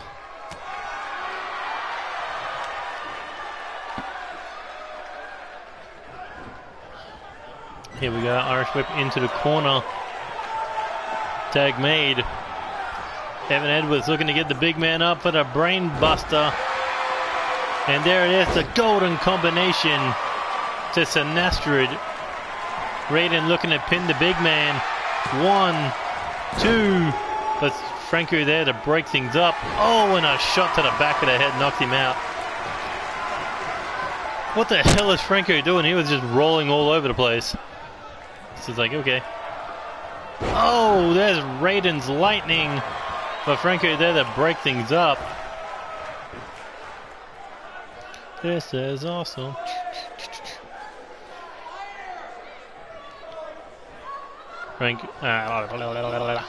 Oh, Raiden was trying to pick him up, got smashed with that lariat. And now the power game returns. Look at that military press picking up Raiden. Dropped him to the mat. Shot to the face, and now looking for that Argentina spin out powerbomb. Doesn't go for the cover, however. Well, look at Raiden snaps the arm over the shoulder blade. Irish whip into the combo. Oh, back elbow to the jaw. Sinestro looking body blow, took a knee instead. Irish whip once again into the corner. Tag made. But there's reckless. Oh, drop toe hold, elbow drop combination. Now Evan Edwards was looking to pick the big man up perhaps, but no. Drop toe hold. 619.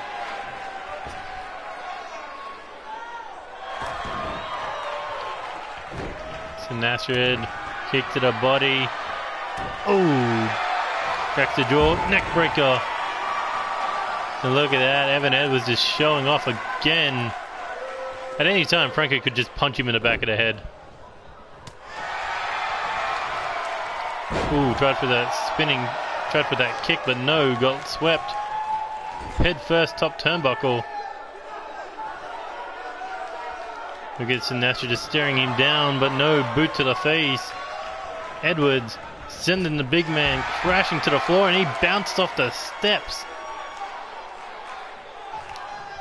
Alright, who's still watching this?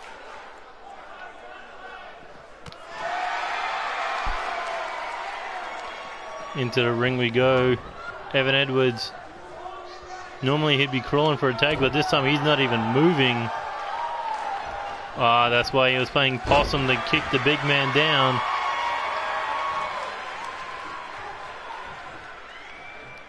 Hooks ahead. Now looking at... Oh! Just smash that arm. Potentially the match of the night, I reckon. And now kicks raining down to the body. Forearm to the face.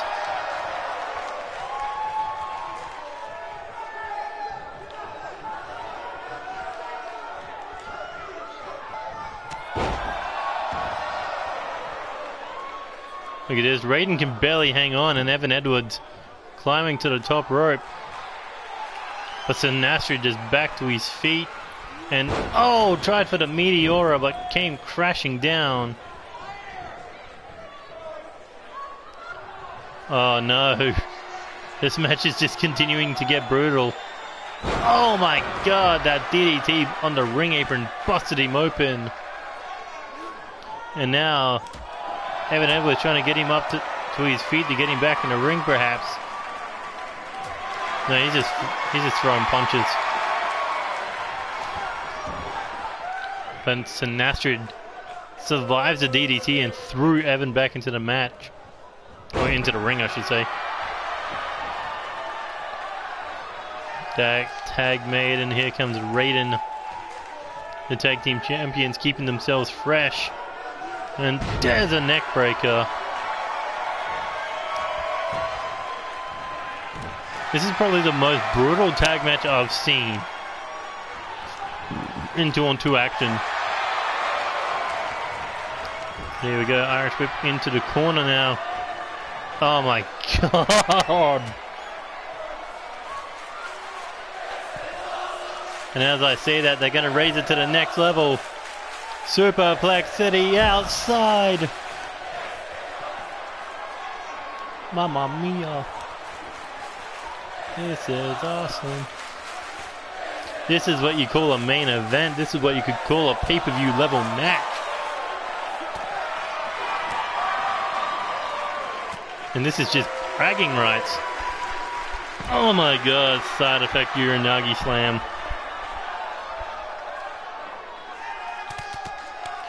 Rapid fire shots there to the body and the face.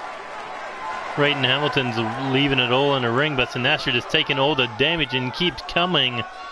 This is why he's a monster. Look at that, Raiden back to his feet. Waiting for... But Sinestro was able to get the upper hand. Irish whip into the corner. Splash. No connection. And an Irish whip back into the corner. Back elbow. Here we go, winds up, forearm to the face. Once again, looking for that Irish whip into the corner. Tag made. What did the tag champs have in mind? Drop, toe hold, elbow combination.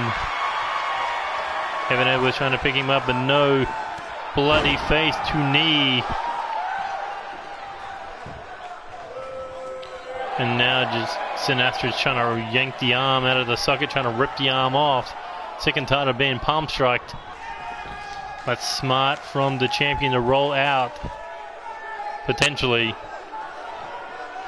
Not sure what the big man has in mind, but looks like he's going to let Evan Edwards get back in the ring. Oh no, Paragon shift. Oh, that could be it. Middle of the ring, hooks the leg. 1, 2. Oh, and right in there to break things up. But Franco now Irish whip into the corner. Look at that, Franco just kind of left right in there for the big man, but no. His focus is on the Mexican sensation. Here he goes, another Paragon shift. Oh my God. How much more can Evan Edwards take? Hooks the leg, 1, 2, 3, and Reckless Intent pick up another pinfall, this time over the World Tag Team Champions. My God, what a contest between these four incredible stars, these two incredible tag teams. We thought the Baltimore Finest versus the French War was a great match. This was unfrigging believable. I can't wait for those four teams to clash at Revolution for the most prestigious set of tag team titles in the world. The NCW World Tag Team Championships. But that has been it for NCW Live episode 28. Pretty much the go-home show to Revolution. And if you enjoyed any of the matches, hit that like button, share with your friends, subscribe to the channel if you already haven't, and hit that bell button to stay up to date when we go live with NCW action, because the action does not stop here, because we got more. We have the All-Stars 4th round today, later on. Anyway, you can also follow NCW on Twitter at NCWXTREME for all the updates in the world of NCW. You don't want to miss anything that Neo Chaos Wrestling does, not on the road to Revolution, not on the road to Chaos Mania 3, not on the road to finish Season 3, because it is nothing but greatness from here on out. Speaking of greatness, we could be looking right now at the next set of World Tag Team Champions. But we'll find out how that goes down at Revolution tomorrow. But for now, this is Neo Extreme saying goodbye, good night, good luck, and see you later at the All-Stars 4th round A block. Adios.